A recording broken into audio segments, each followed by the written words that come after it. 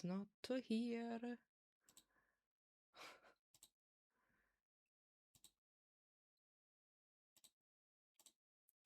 Can someone tell something again, please? Say.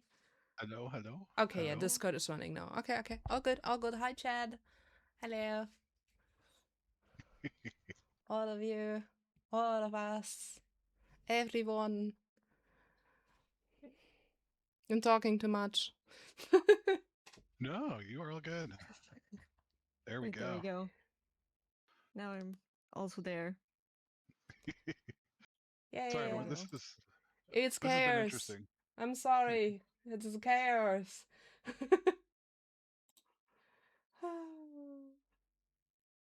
This has been interesting.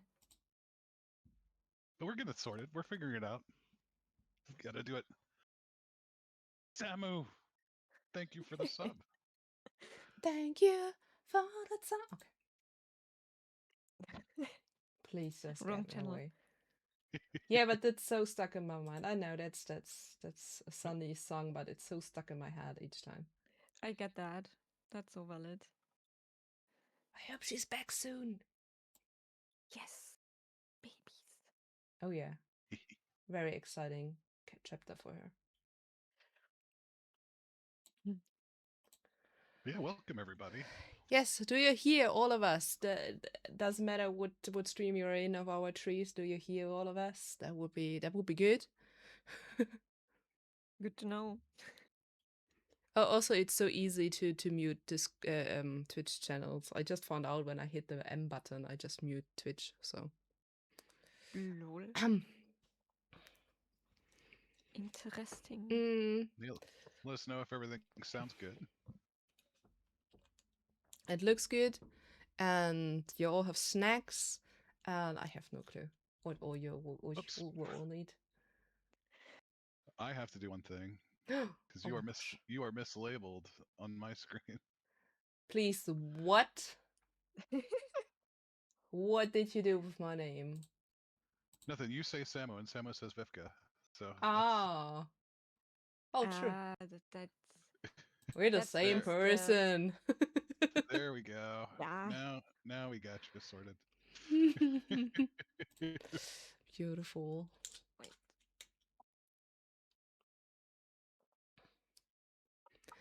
But you can hear us now, Luna. As she answers my question or my sentence, I probably think she hears us. Okay. We can read your mind. Oh. Yep, No but she doesn't have snacks. snacks. Me neither, though. Eat Me neither. I could eat Weißbrot. Weißbrot, just Yeah. like a real German. Yeah. I would also toast it. Wait, so you have toast or you have Weißbrot? It's just Or toast when it's toasted. So it's no. Weißbrot in this now state of being. About to be toast. No longer vice brot, Yeah. but toast. I disagree with that opinion. It's just toasted toast when But it's toasted. no. I don't care. No. I've I've when I say Weißbrot where I'm from, you get like a big round Weißbrot. Like no toast. You get toast when you say toast. Nah, you just eat Mischbrot and Roggenbrot here. No Yeah. Weißbrot. We, yeah, okay. It's the bakery in me. Hi, Chad. We're absolutely normal. We're Yes. we're not discussing bread It's today, okay? riveting bread content we got going on. But all right, let me talk a little bit about this stuff Yeah, here. wait. Yes. I have advertising. You have advertising. Maybe we should wait until I those don't. Yes. advertisings are done. True. I mean, I have Yes. just 30 seconds. Phil is the one with the big advertise here. Oh, I have the I don't bare even see minimum. that. Oh, I there. just Minute. it's the bare minimum for no pre-rolls. That's why it is there. Yeah, Yeah, I makes just sense. have my 30 seconds and that's it. I wish you could I disable could the run like advertise. 5 minutes an hour if I wanted to, but I'm not gonna do that. I know streamers who do this, and I just unfollow them because I think that's just ridiculous. More talk of I bread never. then, yeah. I mean, there's a story, Samu, me, and I'm not sure who was also there. I think Robert was there and someone else. We played, oh, what was it called? Samu, this VHS game, Video Horror Society, I think it was called. Yep. Yep. And this game was broken from the beginning because there was no real community. So we're stuck Oof. in the waiting lobby all the time, and we just randomly starting talking about bread. I think there's even still. I mean, it's in German, Yeah. so it doesn't matter. But I think there's even still a best of from talking bread from this. Record of this game because we just talked bread. We were so through it because this waiting. You waited nearly an hour to get a lobby and then you were dead in the first 5 minutes. It was just ridiculous. It was horrible, Oh, But that's brutal. honestly. there it kind of started, and when always we have a long waiting screen, we kind of start talking about bread because we just It's started. always What the is the bread? How long is the bread? And then we kind of thought about of measuring the bread, and oh, it was terrible, but still fun. how big is the best bread? Yeah, it was just. I think Robbo was kind of obsessed with one bread of this Yeah. time, and I can't remember it, but it was really really funny. But yeah, that's to the bread because all the advertisings are done now. So maybe we're Yes. gonna talk the real thing today. Let's go. All right. So, welcome everybody. Um, we're starting a new series called "The Games of Our Lives," and I'm here with the wonderful Samu and Vivka. Um, and you probably know me. I'm Phil Fisher. Um, and we hope with this series to kind of sit in an open conversation, talk about the games that we love and that impact our lives. That's the impetus for this whole project. Um, and we'd love to have guests on, um, to talk about the games that they love, and really hopefully inform people about the games that we love, and get them to want to play those games, and kind of share our passions with the community and with everyone else. That's my idea. That's the goal. Um, And also that's fishes, baby. So we just a decoration Yes. here. So no, no, no. You we guys do the asked. female quote. Yeah, no. That fire and the man. Well, we're split. No, wait, I'm the Like, female quote. You're the ambi quote. yeah. So Yeah. diversity. Sorry. There you go. Diverse gaming podcast. We're doing the thing.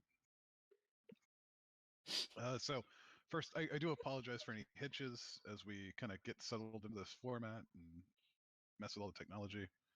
Um, but yeah, that's what we're gonna do. So I figured I'd start the first one, and today we're gonna talk about Psychonauts a little bit. Uh, anyone in chat ever play Psychonauts? No. But it's on You're not in sale chat. at the moment on Steam, I saw. If I anyone highly wanna try recommend it it. out. I think in even case both in case you were worried about it. think even both are on sale on Steam at the moment if anyone wanna play it. I did make my wife listen to the soundtrack all week. Oopsie. Uh, but I, one thing I will say is I kind of went a little ham this week just because I love this game, and we reached out to Peter McConnell, who is the game's composer, music composer, and he was nice enough to give us an hour interview. We sat down and talked with him for an hour. So we got a little bit of that cut in. We're going to play in the short future here, so you guys can see that. That will go up in its entirety on YouTube after this stream, so you can, you know, I cut 30 minutes of video just for this stream because it was an hour of interview. But hopefully you all enjoy that. It was, I think, a really fun conversation. And once again, thank you, Peter, for for spending time with us. That was really gracious and very cool. When if you hear this, we also put together a little slideshow um, about it. So I guess we should start there. Do you want to start there? Sounds good. Okay. Let me see if I can not break stuff here. Okay.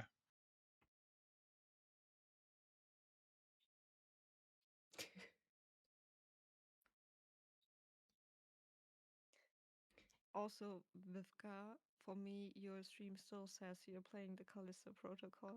But I Not sure changed if this is it. And for me, it's changed. okay. Then it's maybe my Twitch. I just wanted to I throw that just in before clicked we on again, so maybe now it's changed. Aha. There we go. Thank you. Unbelievable. I All changed right. it So beforehand. Promise. until we figure out how to do this more elegantly, I'm going to go ahead and basically share it as its own um, thing here. There we go. So everyone can see this. Whoops. Yes, does it have sound? I should have maybe asked this It before. does have some sound. Oh, Oh, yeah. We'll see. okay.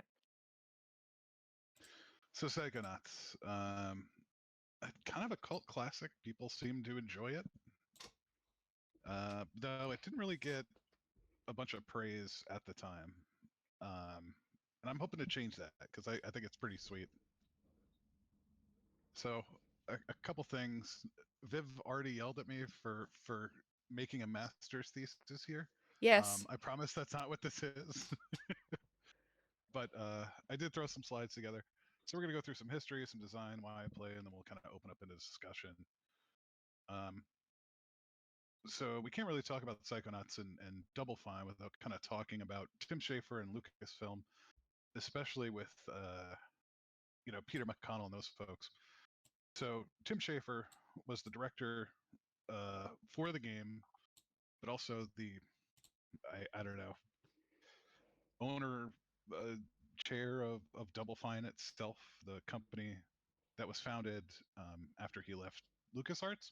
But he made his start doing games like Monkey Island. I'm sure many of you have heard of this game or seen it or played it, but this was released by LucasArts back in the day, and it was kind of one of my earliest games.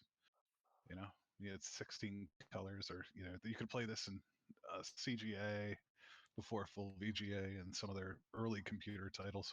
But he made this game with Ron Gilbert and Dave Grossman. This is built on the Scum engine, which is a scripting utility for Maniac Mansion. Uh, if you like these old point and click adventures, you kind of might know about this. Um, he had a pretty successful run at LucasArts, developing games like Full Throttle, Grim Fandango, Day of the Tentacle, amongst Tentacle. others. Where is my? I have a blanket from Day of the Tentacle.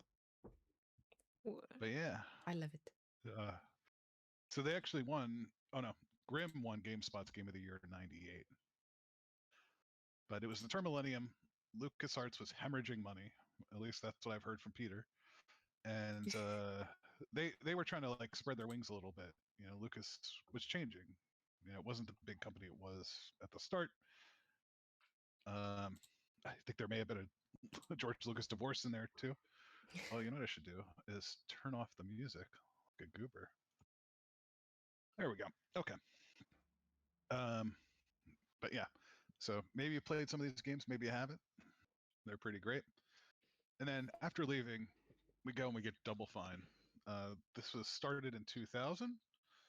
Um, and the first project that kind of took on was um, Psychonauts. It was pulled up from a shelved idea from Full Throttle. Granted, a little different backstory here in that the character from Full Throttle was like taking peyote or something like that, but this idea about going into his own mind to unlock lost knowledge, find an awakening or something along those lines. Um, it was supposed to be an Xbox release title. Ed Freeze was a big proponent of the Xbox early on and loved the game. Like he went shared this and really kind of championed it. But then after he left, the new management came in and started gutting projects. At this time, the game had been in development for 4 years, in classic Double Fine style. So it was not done. And they were kind of frustrated with it because it was supposed to be a release title. It was supposed to come out with the Xbox, but it did not. And then like the company was about to go under. Like Tim was borrowing a ton of money, like payrolls worth of money to pay his people. And the Majesco stepped in, which is kind of like a French investment company, to save it, saving both the company and the product. So Double Fine was able to keep going, and they were able to release Psychonauts without the help of Microsoft. So let's talk about design a little bit. It's an action adventure platformer. The engine is ground up custom. The second one is built using Unreal 5, but the first one, this is back in the day where the idea of licensing engines was still pretty limited. It wasn't like you could build an engine in house if you wanted to, and Double Fine did, and it probably helped and hindered them. We'll see. Um, but it eventually released on PlayStation 2, PC, Mac OS X, and Linux in the later teens. Um, it's a game about a psychic kid named Rasputin, Raz Aquato. He sneaks away from his circus performing family to go to psychic summer camp. And he's had psychic abilities, but he's always been kind of treated negatively by his parents because of them. Well, his dad specifically. I don't think his mom was particularly. We don't learn about more of that until Psychonauts 2, but um, he goes to this camp and he read all these comics. And apparently, this summer camp is like a feeder program for this group of psychic secret agents called the Psychonauts. Hey, Tiger, welcome in. Hi, hi. Hola. And the whole concept, the high concept of the game is you're at the summer camp, and the levels are people's minds. There's kind of like an overworld of the camp, and you wander around, but the majority of the game takes place in people's minds. Um, and they tend to have some form of mental trauma, and you can learn more about that by collecting collectibles and stuff like that. However, this did get some flack in the modern age. It tended to be a little rough. It's heavy material, right? So for the second game, they actually hired a bunch of mental health professionals because they started talking about alcoholism and domestic violence and gambling addiction and other topics that needed to be kind of. They wanted to make sure they were treating it right because they did get a little bit of pushback on this concept, right? Meant to be a fun video game, but you're going into someone's head and like, are you fixing them? Are you actually doing anything? Or are you just, you know, it's something to consider. Character design was by a San Francisco artist named Scott Campbell. He was lead artist, and he's got a very unique art style that kind of permeates the game. It's like, in render they come off almost as claymation, but I don't know. You can see his fingerprints all over this. Um, and Tim found him while visiting an art show and said, "I want this art style," and that's what became Psychonauts. So we have Raz, or it looks like he initially named it D'Artagnan. Um, I love the mixed media here. It's like paper and maybe pastels. I'm not sure, or pencils, color pencils on this dark paper. Mm. Uh, Mia, I think Bordello is her last name. On the right here, she's kind of a mod, 60s. I don't know. She reminds me a little bit of like Sofia Vergara in a way. Then we got Boyd Cooper, who is our milkman, who happens to be the security guard at the asylum near the camp.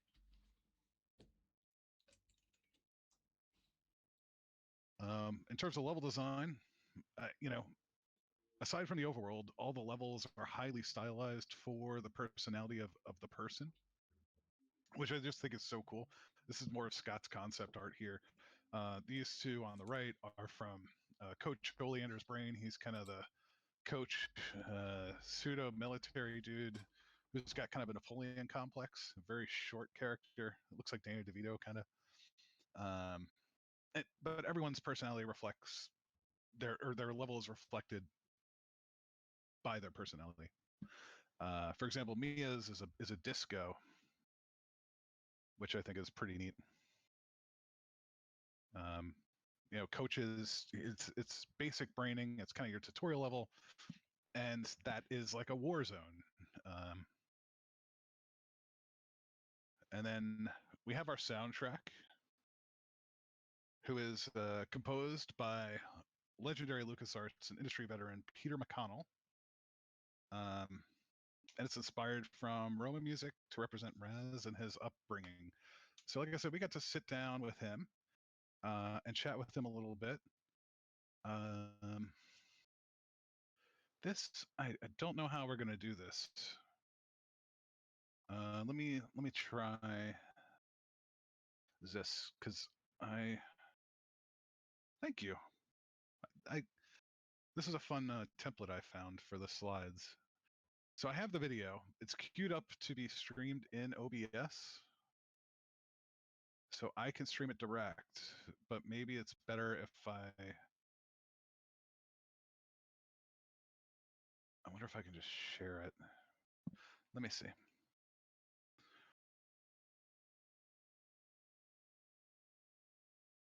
We'll go back to the heads real quick. Are you muted? Yes.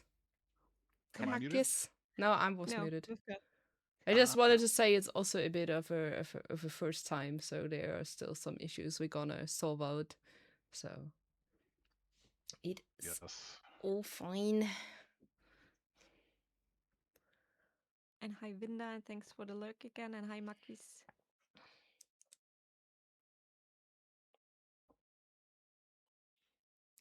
I mean, mostly Phil is talking at the moment, so.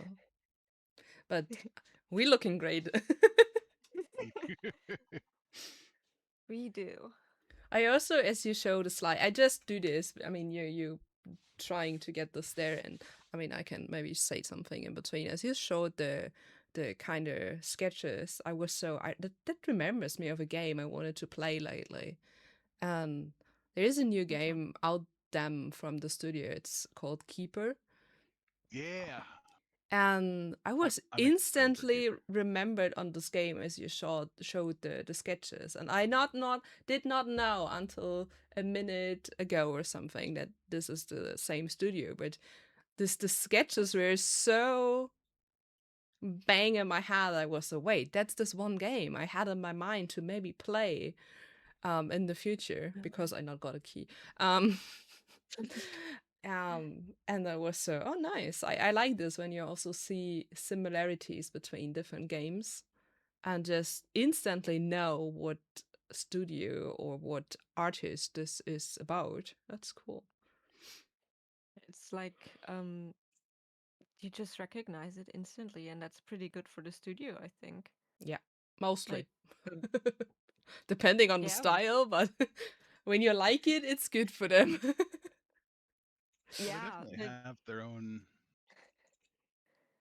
you know, I, yeah.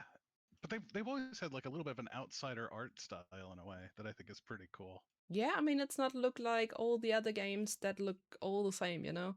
So that's kind of cool. And I like those style. I mean, I watched the Let's Play of Keeper, so I not played it by now. And I also forgot most of it already again. Because I was doing some stuff in between, so it was more the background. But I was always kind of drawn to my TV because I thought that looking so cool. I like those style. That is a bit, I don't know, edgy and just so special that you want to have a look at it and thinking, oh, that's cool. I like this. That's different from all the same kind of plastic, smooth pictures most of the studios have today because it looks all the same, and I think that's boring. So I kind of like those special stuff. yeah. Let's see. You Okay. can do it. I believe in you, Phil. Okay, now the big question is if we all have sound. I can't see it, or I have a black screen, but at least I see something. It's not playing. Give me a sec here. That was weird. No. So yeah, just that's also the first time for us. So we're working on it, and you all test this with us together now. We all in this together, or something. I don't know. We all know I'm not very good at doing song texts, so that's what you get.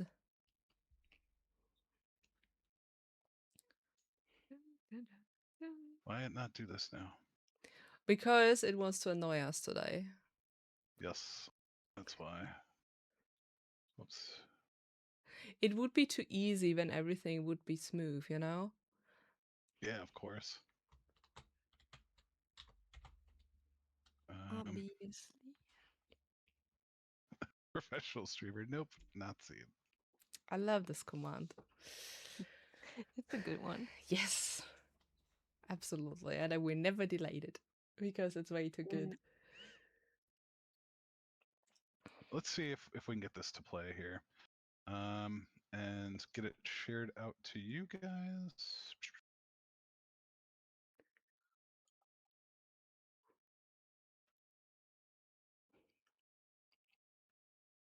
You got this? I see something, yes. Yeah, it just appeared where the other video was. Question is just if we hear anything.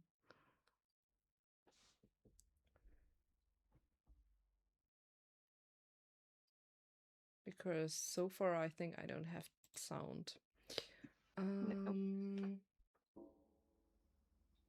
Hmm. Let's see if we can.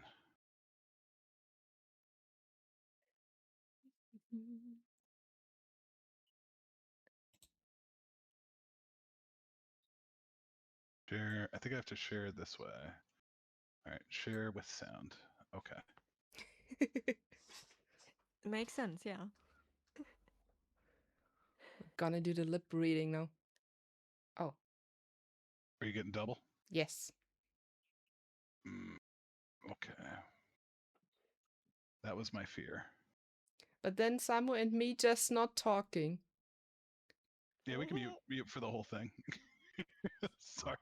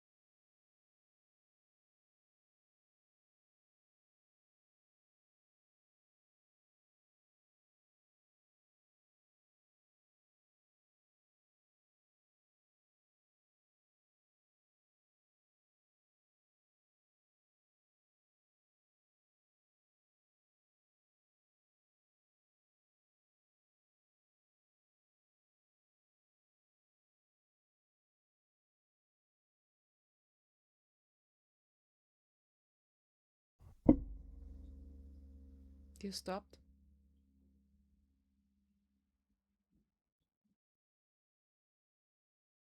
All right. I don't know Unfortunately. why it decided not to work. Well, then everyone just has have they all have to watch the The YouTube YouTube video. video. If it doesn't work. Well, I think I can do it on. Let me see if I can get it on my stream. Uh, Yeah.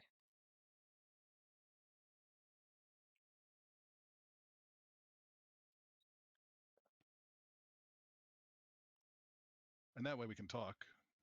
Oh yeah, true. Very true. Oh yeah. We just Yes. yeah, we just So try to be silent so we not have the double in there. We'll figure this stuff out, guys. I apologize. Don't worry about this. fine. Should do a dance or two while Phil figure it all out. 3, 2, 1, go. No one wants this. No one wants to see me dancing. I mean, maybe you want to see me dancing, but I'm not sure Yeah. about it though. I would thought I can show you a cat, but Baloo is deep asleep, and I'm not sure where Misker is. So Wait a minute. I have an idea. what the heck was with my phone? Not rather thinking. I'm sorry. Patty is sorry, Phil, by the way. And Hi, hi, Patty. Patty. Patty's not allowed to be sorry. It's that's my job is to be sorry for everything. Oh yeah. Oh No. yeah. You're the Be master of the polite. sorry. I want Yep. to see just not being too close, I guess. I mean, honestly, that's what I experience on concert maybe. When girls especially, also guys sometimes, have ponytails and they're jumping and dancing and you just have the whole ponytail in your face all the time. It's so annoying. Mm, it is. Wait, there we go. Does that work? I don't have sound, I think, unfortunately. I Oh think wait. we don't have in the stream together, but I think the chat has sound Oh. Well, I think or Phil. Kawhi can see it on my side. Chat of mine, do you hear the video that's showing? Oh yeah. Mine can't.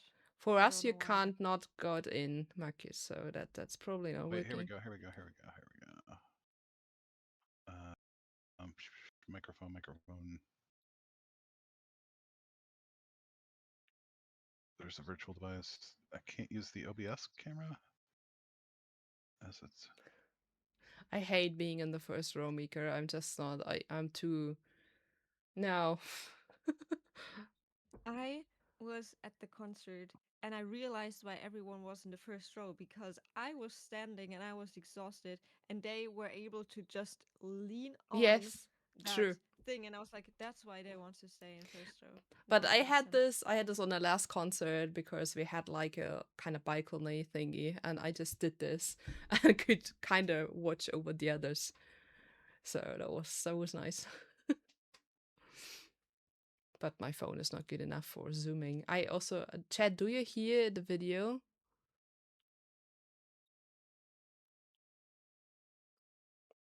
Because I don't. Uh, well, Yeah, but you are in Fish's stream. It's more about Samus and my streams if they hear this, because I think yeah, it's getting the audio over there. in Phil's stream is it the original source, and for us it's not the original source. I mean, what was the problem with the first time? It was just not we had sound, but it was just not playing, right? Or moving. But we still didn't have for me. Thanks for the follow. Um, for me the chat didn't have sound because it didn't go over. Oh, for me it was. I had the screen cam. You need to control it with OBS. And Yeah, when you have the screen thingy we had before, under Phil's yeah. thingy, that was working. That had sound. No, for me not. But I have the audio via OBS. I have it. Okay, but But normally you still, should have for the last one we had, you should have sound, but not for this now. I don't have sound. I didn't have it either.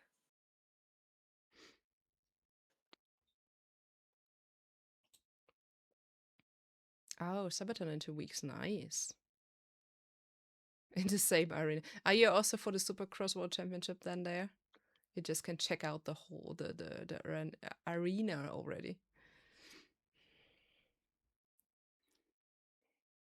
Yeah, guys, I don't know. So yeah, That's for me, the first thing you had was working with sound, but when it's not working for Samu, I don't know. but But then we for have the, to mute ourselves. We can probably try it again if you guys want to. I mean, yes, I mean, I can stop talking for as long as this is playing, but I have sound for this one, so All right, let me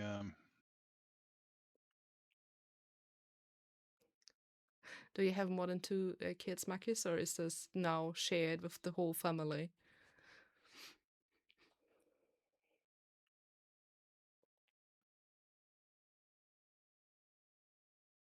We just should call it episode 0 instead of 1. yeah, there you go. The first Just the testing. swing at it, yeah.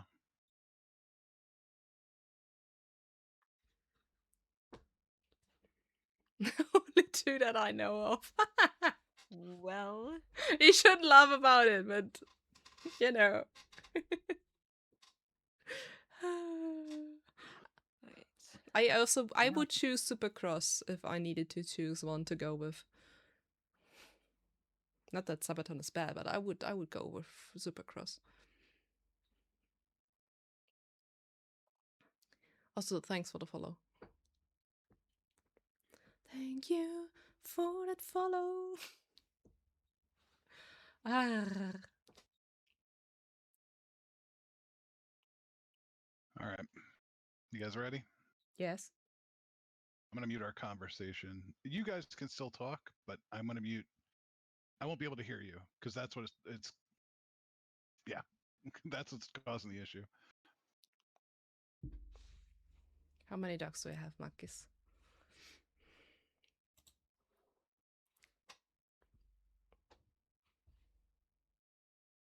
Okay. The magic number.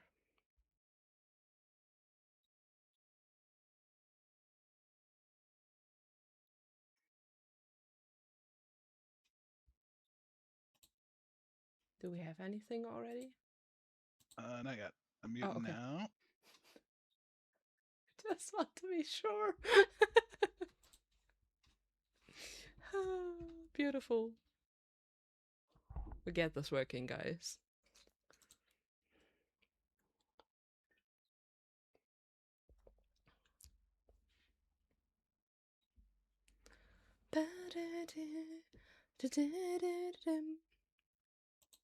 Chad, what did you have to eat today?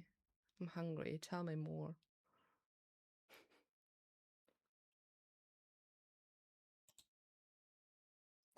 Yes, work. Work. I can close this. Burger King. Okay. Not gonna lie, Burger King times is years. Why it's not working now? Wait, properties.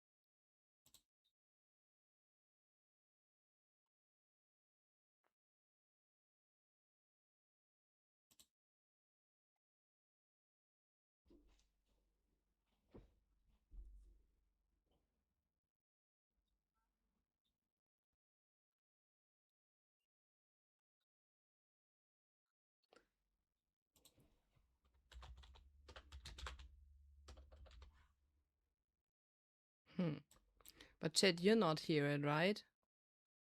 Huh, I don't get it. I don't get it. Wait, maybe. Try this again. Let's see. Yeah, I changed something. Maybe it's. Yeah, I know, it was loud typing. But maybe when we try the video again now, maybe then.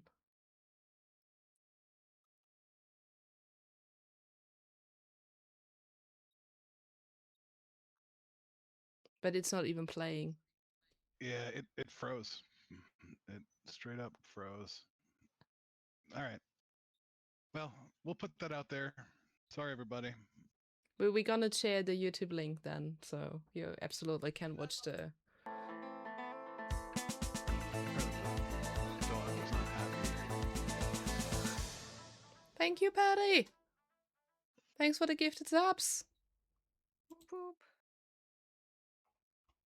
Thank All you. right. Thank you, Patty. The I hype broke. train time. Yeah, it's also shared, so doesn't matter what stream you gift subs now. It will be a shared hype train. It will all count. Oh, that's cool. That's kind of cool. So yeah, thanks for the 5 gifted sub. Can you please? I know my blood sugar is slightly high. Can you please just stop telling me? Sorry. No. All right, so we'll go back to here. I don't know what else to do about it. Doesn't matter. As I Well, said, we just probably just call it episode 0, and we just kind of figure stuff out, and maybe we'll also come back to this. So you can yeah. all tell us all about it maybe again at one point. So we're gonna see. We're gonna see. We're working on it. It's all good. Yep. Yep. Just vibe with us, chat. Just vibe with us. It's fun. Yep. And pet So full later. That yeah, sounds wrong. I'll at least all that work and it didn't go. That It's okay. happens. That's fine. It's a Also, thing. in your stream, I can see the Canva, just so you know. There. I had to switch sources for a second. Too many Canva tabs open. There we go. Okay. All right. So we're back. So Peter McConnell put this together. We do have a great interview. Sadly, we can't seem to get that thing working today, but that's all right. So why do I play this game? Um, I think it's just a great platformer. It's got a lot of like the levels are all sized appropriately, and they all seem to just be good. Like you're not overstretching mechanic. You're not. I found this with Breath of the Wild. Not that Breath of the Wild is really a platformer, but or Tears of the Kingdom. Sometimes it's just too big. You're just like, where the hell am I? And that's kind of what I'm saying by no loss of bearing. Like there's everything is manageable, even as a younger player. The art style is just so cool. It's definitely a Double Fine thing, and I love it. And then the soundtrack is just great. So, for example, here's a little bit of a level called the Milkman Conspiracy. The times. Hey. Now, how am I gonna find some creepy graveyard in this nice, normal neighborhood?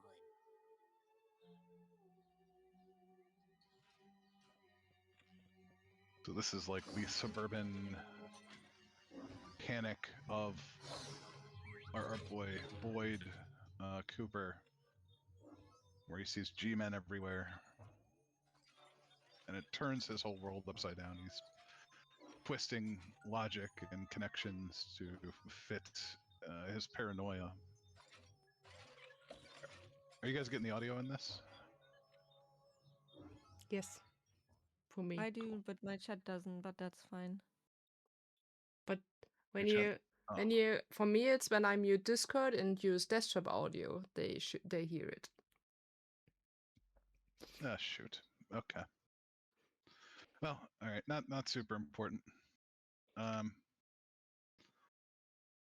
some lessons learned here today. So my should have heard, or my chat should hear this at the moment.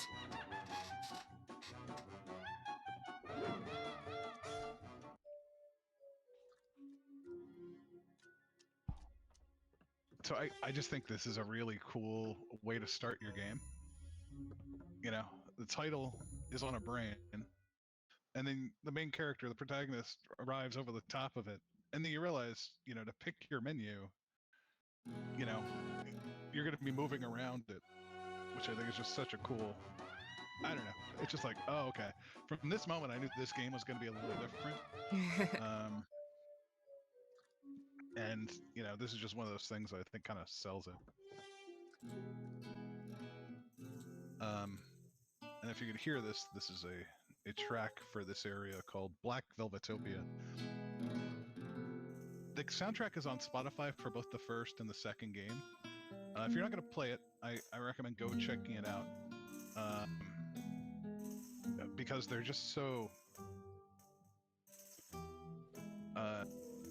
broad. Like everything from 12 tone to Roma music to this flamenco sound for this level, it's awesome. Everything's great and very dynamic. And one of the things, I don't know, I didn't really give it to you guys, but the main theme is like, and at the, if I don't know, hopefully my chat can hear this, but he teases it at the end of this.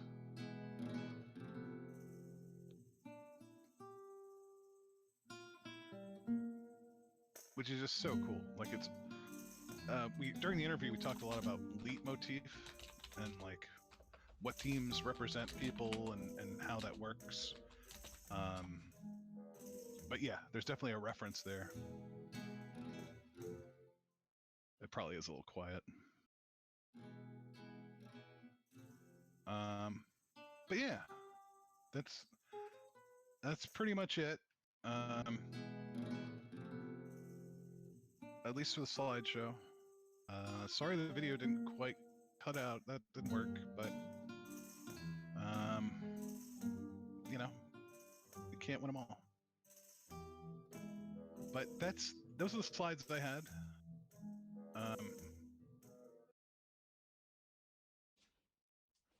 I think now we open it up to discussion. What do you guys think? Is this something you'd be interested in playing? I don't think. Oh, sorry. No, you're good. I don't think, for me, not really, but different reasons. I do think, especially old games, have, for me, the problem that when I haven't played them as I was younger, they not really have the appeal for me that I want to play them.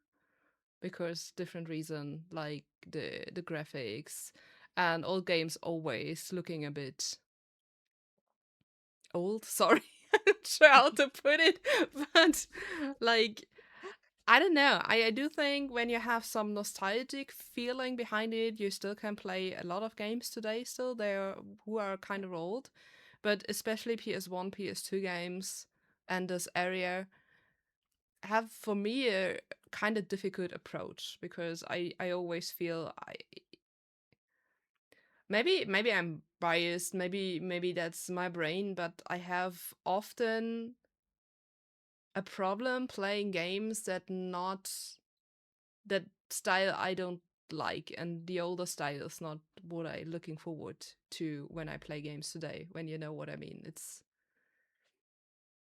weird. I mean, I also don't read manga when I don't like the style, even the story is interesting. So that's maybe as an explanation that I just don't do it with games. But when games are kind of looking very, very old, I have the feeling that's not really my thing. And also we all know I'm not really good in platformers, so that's not my genre I kind of like to play. So that's just too many things. I think that's fair. Putting on the first line of my I want to play it. But when we kind of make the circle to what I said before with Keeper, the new game, it's kind of not the same, but it's kind of have some similarities and just shown what those games can look like nowadays. And that I absolutely would play. So you know what I mean? So for me, it's more the age behind the game and how it looks because of the age that I'm not really interested in playing it. But You're saying if that's they did a remastered version that looks like games nowadays, you would consider it maybe to play. maybe yes. I mean, as I said, I'm not really the platform player, right? Yeah. So maybe that would be another down for me. But I would probably being more interested in playing it. So it's definitely um a me thing, but yeah, I mean that's why we are all so different, right? And liking different games and stuff. So like, yeah, maybe the new game I would absolutely play. So maybe I also would play a remastered or remake. I'm not sure what of this stuff. So yeah, Mm. that was a long Remastered is that like, was a sorry. long monologue for saying maybe not. Sorry. Hi Baldi. I, I think remastered is if they just have the same game and just make Yeah, it look true. And prettier, remake is a kind of. bit more. Yeah, true. That's Well, too I will logical. say the second one was released in I want to say 22, so a couple of years ago, and it's an Unreal 5. Um, so it definitely is modern, but it still retains that art style. Um, but all those other conceits are there, right? It's a platformer. It's you might not have the nostalgia for it. Uh, you know, I mean, I Psychonauts 2 looks way more polished, like more games from nowadays. It was also released 2021, so okay, close. so It, 21. Yeah, it's new. But yeah, I do think it's just not really the kind of game I play a lot. I mean, I would maybe give it a try though. It could be fun. So yeah, maybe. yeah. Also, guys, both are on sale if you want to get it. Yeah, I posted for Psychonauts on the Steam link. Is this Can game check. relevant to you? Yeah, similar to games you have Maybe. played. Alice Madness Returns. Okay. For me, I think it looks like something I have played like ages ago, obviously, but I can't fully remember that I've ever played it. And I asked my brother about it, and he was like, "No, not that I know of." And but it looks so similar to something I liked as a kid, and as my brother has it, I will definitely try it out. I'm not sure how. I'm a bit similar to Vivka with if a game is looking really old and I don't have a emotional connection to it, I'm like, oh wow, that looks really old. And I just this year started to get away a bit from that because there were old games I wanted to play. So it's like I want to play that game, but it looks old. Okay, maybe later and later and later, and it just turned out later. And I was like, okay, this year I will try it out. So yeah, I would try it out. I you know I will say it. There are things that it's an older platformer. It's 2 generations ago platformer, right? Oh So wow. it feels like it. It controls like it. Yeah. That's the one thing I griped about it. Is like camera control. Like you run into those issues where you're too close to a wall, and all of a sudden the camera's real low and scrunched up, and you can't see what the hell you're doing. You're getting attacked. And you're like, ah, it's a nightmare. There are also just limitations like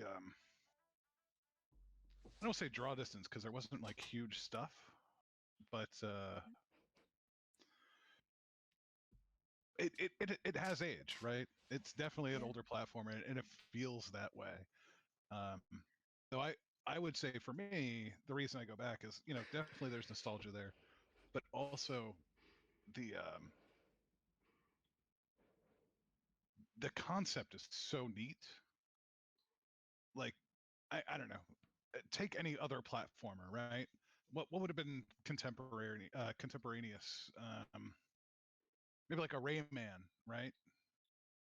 One of the early Rayman games, or this would have been shortly after something like Croc, or I don't know. I don't want to say Crash Bandicoot. I mean, it would have been contemporary of a Crash Bandicoot, but they're kind of different play styles. Mm. Um, and you just kind of have worlds that are themed around the world, right? You have a swamp level, you have a water level, a sky level, a sand level. I don't know, pretty traditional stuff. In this one of my favorite levels is you. There's like a mutant lungfish that lives in the bottom of the lake. I don't want to give too many spoilers, but when you go into his mind, you are a monster like a kaiju, like Godzilla, and the whole model your character is slowed down and giant compared to these little tiny people that you can run around and crush, and you can pick up tanks and throw them. And it's such a neat departure from being at summer camp to now you're a kaiju to now you're in a dance party, or you're in weird twisted suburbia from that clip we saw earlier with the weird streets going every which way. That I think is like the coolest thing is there's level design there that just beyond anything I've ever seen since. But it has age. That I will say. It is not a young game like Fisher himself. Old fart game. Old fart Fisher. Uh, Yeah, like few months back, I put on the PlayStation 2 again, and I was like, "Oh, let's play Dragon Ball Z Budokai Tenkaichi 3," and I was like, "Oh my god, I played Tekken 4 on the how?" PS2 to try it out, and I was like, oh my god. I mean, I remember sitting in my teen room and was absolutely blown away, right? I just played this and I loved it. I never Yeah, thought this same. graphics are bad. And I just put it on Yeah, yesterday. I was so, well, maybe. the thing is, if that is the best you have, obviously it's the best you have. And back then, PS2 graphics was amazing. Yeah. And if you now see PS4 graphics or Steam or PS5 and and you're like blown away of how fast, how much the graphics change because it's like so pixely now Yeah. when you look yeah, at the a great PS2 example. games. And Even Gran Turismo 1 and 2. I remember being like, "That's a great game, Baldi," you know. yeah. Also, And now Baldi, it's awful to look at. thanks for gifting a sub to the Three Goats. Thank you very much. Oh, thank you. Oh, I just got it. Thank I'm you. such an idiot. But yeah, I also think we have so many fantasy in our heads about old games, and we just Hmm. kind of, I'm not sure what the English word is, but we kind of um What's the fantasize German one? them better, verklären. What um the fuck is that word? we We kind of put them on a podest. we kind of fantasize them better than they were, because in our head that was the peak gaming back then. You know, we had games we thought that's the peak of quality and graphic design we get. I mean, it was to this time.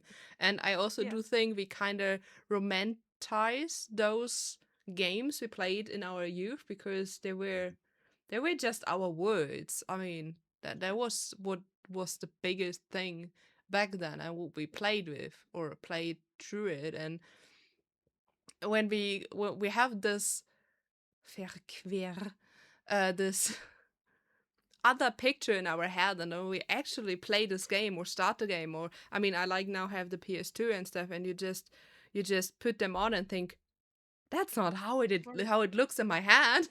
So it's just Yeah, crazy. I think we somehow adapt the back then graphics to the graphics we know now. That's Yes. what we have in our heads, and then we're like punched in the face by reality that Yes. indeed it's not the same and it's everything moved forward.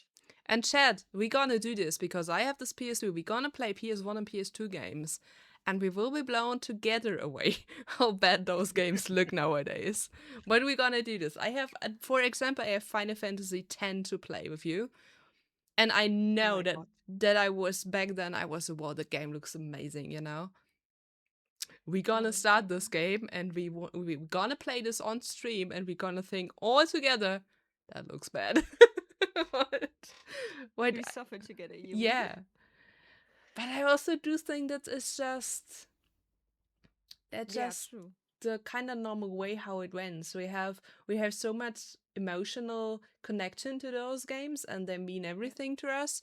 And I also do think this will not change. I mean, even we saw that those game obviously looking kind of bad nowadays because of the big jump we did in graphic design and stuff.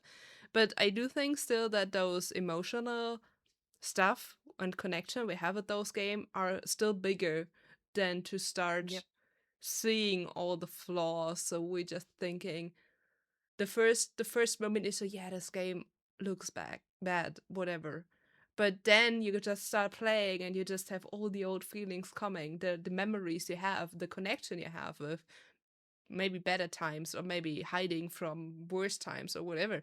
I think they're kind of bigger. So when you start playing them, you think, oh shit, that looks bad. But then you just continue in the game and you come to corners where you think, oh yeah, when I played this back then, that was this and this happening. And you just Yep. have all those emotions you kind of think they were not in your head anymore because where should they all go, right? So, but Yep. they're still there. And I do think this is bigger than the bad graphic. But this is the problem why I probably not play Psychonauts, especially not the old version, because I don't have those feelings for this game because I never played it. So it's just nothing in my head I could connect with it. So I'm just seeing it, it's looking bad, and this probably stays in my head as a main thing because I cannot overthrow it with memories and emotional feelings that are bigger than my thinking that that looks old and not as good as it could, you know? So I do think that that is a big important thing to just or see that there are different things from different games, especially Yeah. those old games. So yeah. Agreed. And what Tiger said that back then you played in couch co-op a lot more, and you had a four people split screen. You didn't even notice because We're so the split screen, small. it was tiny. Yes, very true. Those big TVs. Oh my god. TVs were small. Split screen made everything even smaller. You didn't even notice. Yeah, true. Just so different times, right? So full. What do you have to say? Um, I there are all right. So I go back and I play games that I think are great, over and over again throughout my life. Like every so often, I'll go back and I'll play like Psychonauts is one. Um, Castlevania Symphony of the Night is another one. That one really I loved and I thought was a great game, even though it is still just a side scroller pixel game, but it still holds up for me, and I will put another like 50 hours into it every time I go back and play it. And like Super Mario 64. And I think the Oh thing with yeah. that is yeah, for me, I know they look like shit. Like that's never really been a make or break for me. I Not in a bad way. I view it as a product in time, right? It was the 64. It only had you know not a whole lot of processing power. You used to have to throw more RAM at the thing, uh, in the form of hardware add-ons. But I will still play that game as it is because that experience is so good, and you just accept that warts and all. It's just part of the nightmare of it, right? It's something that makes it dented, dinged up, um, that I enjoy. But uh, I also tend to love everything from this studio. I will say. So anything Keeper is a perfect example of this. I'll be getting Keeper at some point. They had they made a game not too long ago. Not too long ago. God, I was in college. Maybe 15 years ago, called Brutal Legend. Was yesterday. Yeah, Sorry. so it's not too long. 15 years ago.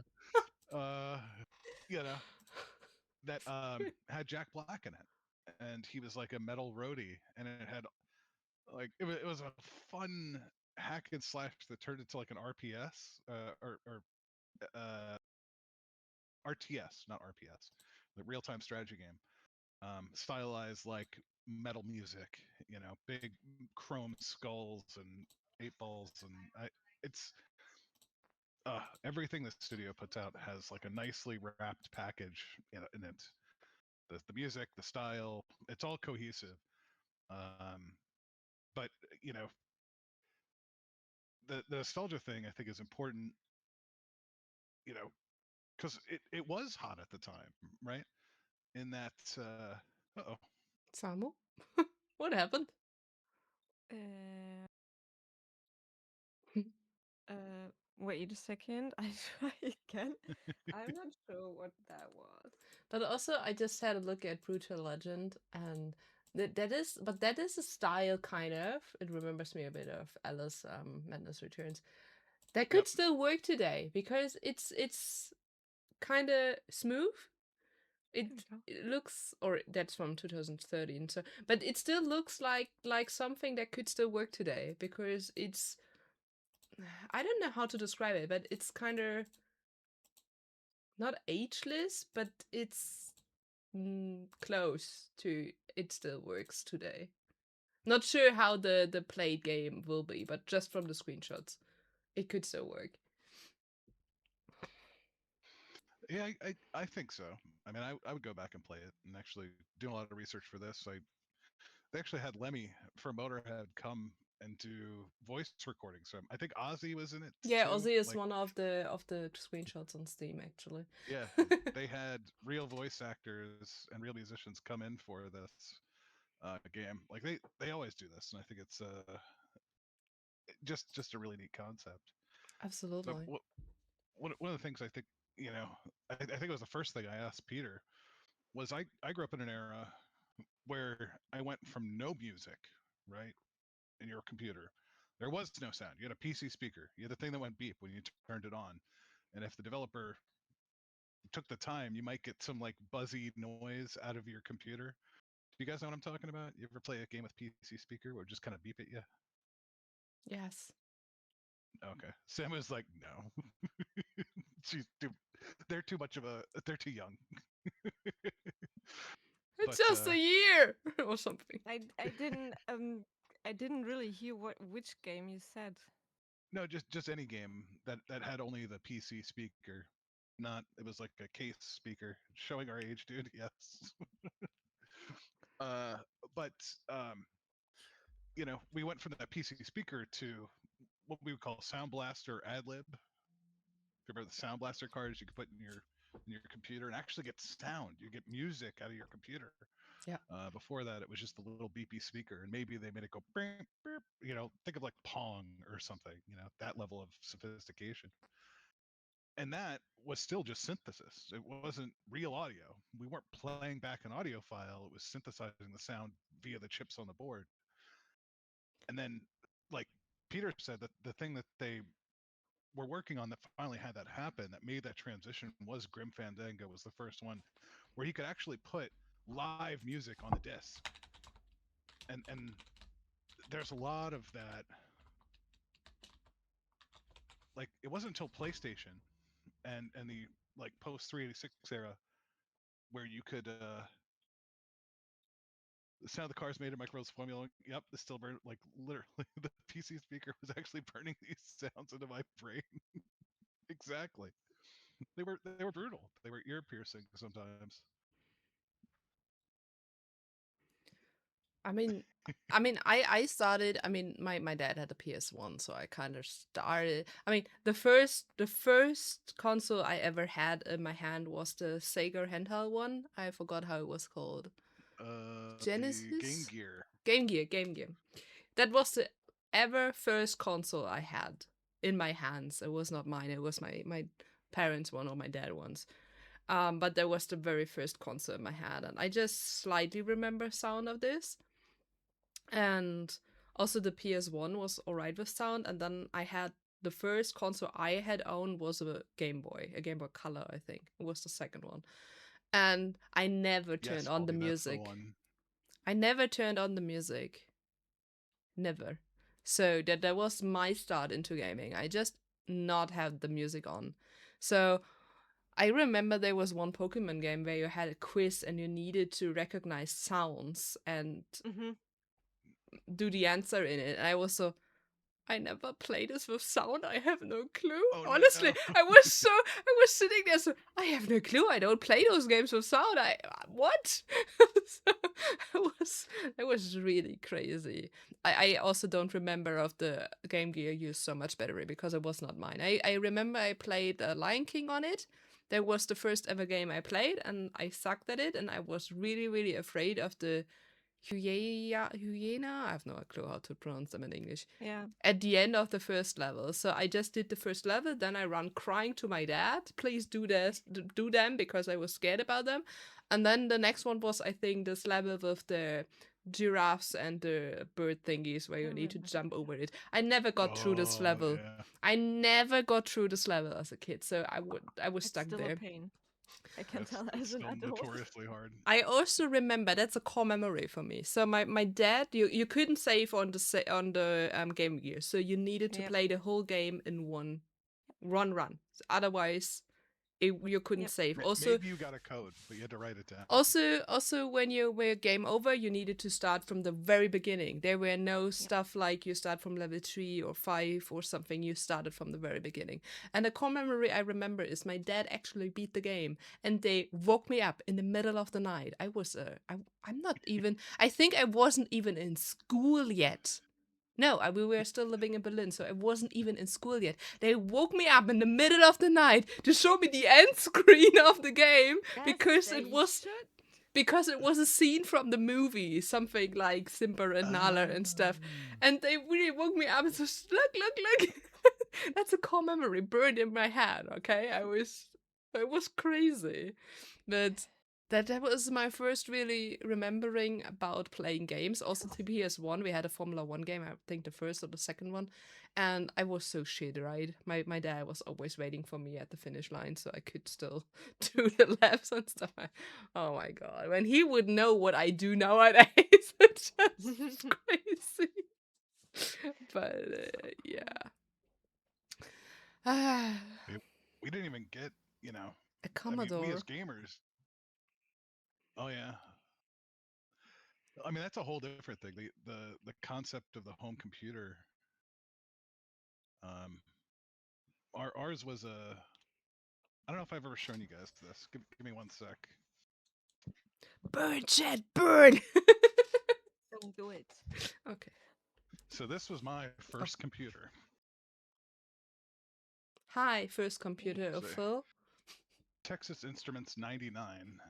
It would have been a. Texas Instruments. Woo! This would have been about the time of Baldy's Commodore Amiga. But this is it. This is what you got. There was no, there's no audio out here. It beeped and blooped at you. I think I know now why I You got didn't know what you Munchman in were there. talking about, because I'm from a gaming console family. I got a computer when I was in 6th grade, when I had to have one for school because they said if you don't get a computer, you'll be lost. Basically, because my brother was close to being further in school to have presentations and such, and they said you have to have a computer because otherwise you have it hard to finish school. And that was 2003 something. So that's when we got our first used computer When you had where the you had to choice talk. being on the internet or using the landline, so Now, I got internet when I was 14. I mean that maybe not. So that was, when was I 14? 2007 something? Like, I got that really late because my dad was focusing on consoles. So the first console I ever had was a Sega something Mega Drive. I'm not sure. I Yeah. used to play at my brother's friends, and my dad had NES, Super Nintendo. Like, he just popped everything on top. He just had to have most of the consoles, and I aged with Nintendo and PlayStation. Me too. So that's Or my, not Nintendo, but Game Boy. That was also Nintendo, so yeah, that's also Nintendo. yeah, I just remembered. One of my oldest memories for gaming is my dad playing the first Zelda game. he's the one playing on the NES, and my mom had the book open and told him where he had to go. And just sat next to them and watched them. And one game called Kikle Kubikle, you're a small dude and you have to swoosh ice over a map kind of thing and solve riddles. I loved it. And Okay. we just solved that as a family together. But that's Just sat cool. there and did the riddles. That was quite nice. That's cool. We never That sounds played really fun. together. Yeah. Yeah, my folks didn't like gaming was kind of a second thought. Like my parents had an Atari 2600, so like a late Atari, not the wood grain one, but the late 80s one. And so we had some cartridges, but I had to buy my Super Nintendo like when I was in high school, essentially, because my parents were like, "We're not buying you consoles. You have a computer, use that." And running games from DOS for many years. So like I came to consoles way later than everyone else. I had friends that had them, and I would go play with them, but I didn't get my first console till I bought like a Super Nintendo, and I bought a PlayStation One later on. Working at a hardware store and delivering papers and that sort of stuff. But I wish I'd seen more. But even then, like not to bring it back to the music piece, but I'm going to. We didn't even get real live audio until like the early thousands. Because even your PlayStation, very rarely, sometimes the disc would have actual CD tracks on them. If you played them in your CD player, you get real music out of them, but not all the time. A lot of games didn't even have real audio; they were still synthesizing it off the disc, which I think is wild to me. Because if they're saying Grim Fandango was the first one in '98, and then Psychonauts was 2005, that was only 7 years after like that studio's first game with real recorded music. As in, I'm going to record some dude playing guitar and put it on there, a full orchestra. I don't know. We just wild to see how far we've come to not being able to save your game to your game taking up 200 gigs on your hard drive, right? I'm looking That, at you, iRacing. I'm looking at you. but that's also just so crazy because we all thought in the early 2000s or whatever that's the peak of everything. And now, Yep. for me, sometimes it's so mind blowing how fast we went through all those stages. And also, I do think sometimes it was way too quick to really work through this in our minds, Yep. especially kind of starting with the really not the earliest consoles and PCs and stuff, but kind of with the basic stuff and how quick we came. I mean, when we still had oh, what's this in English now again? Oh, my brain is just went out.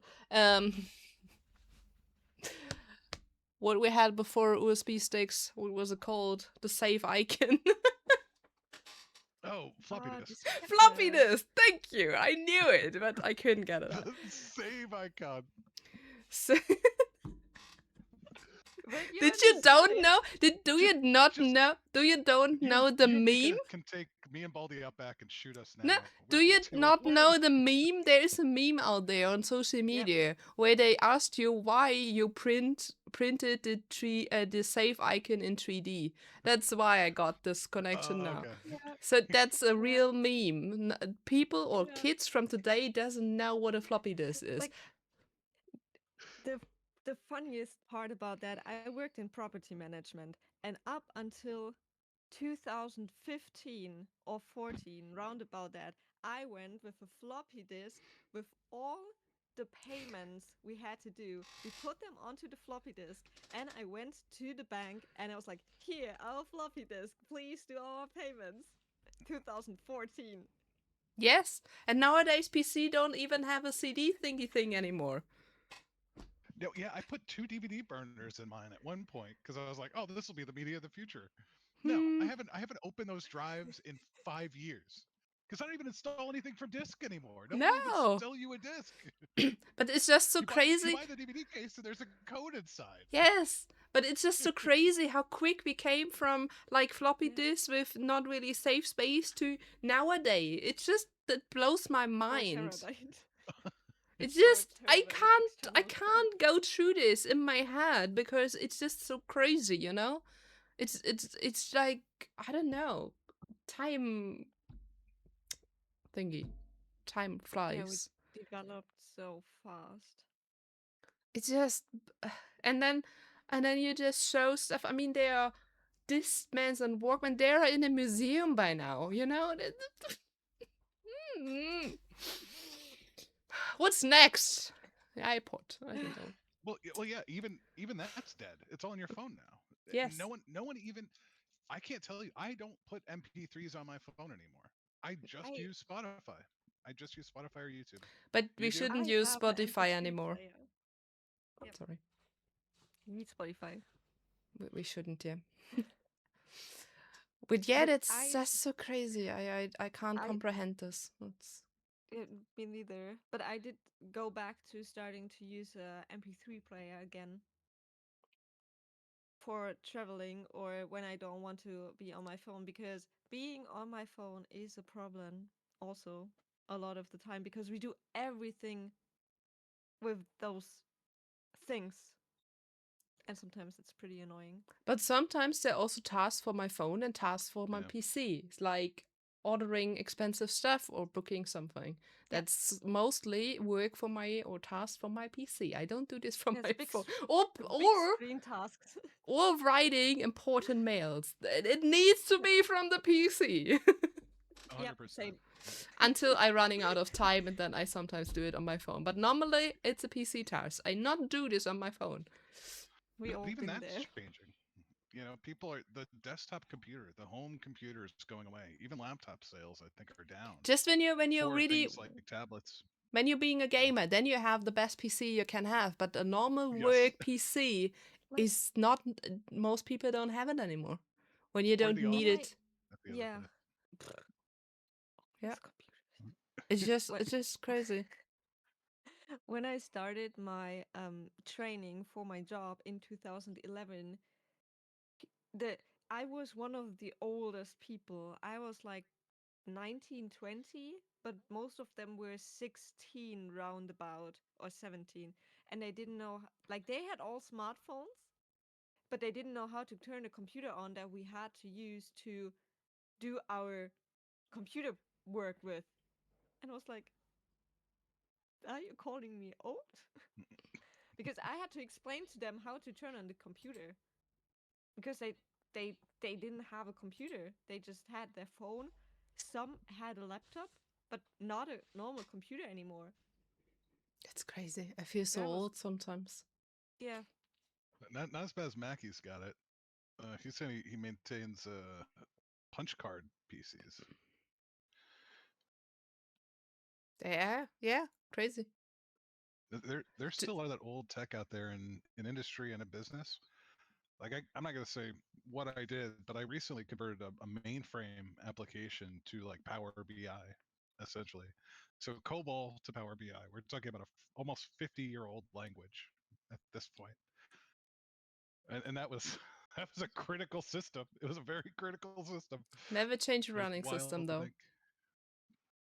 Well, you had to. It's In you Germany, know, they still used fax for important stuff. So, um, sorry.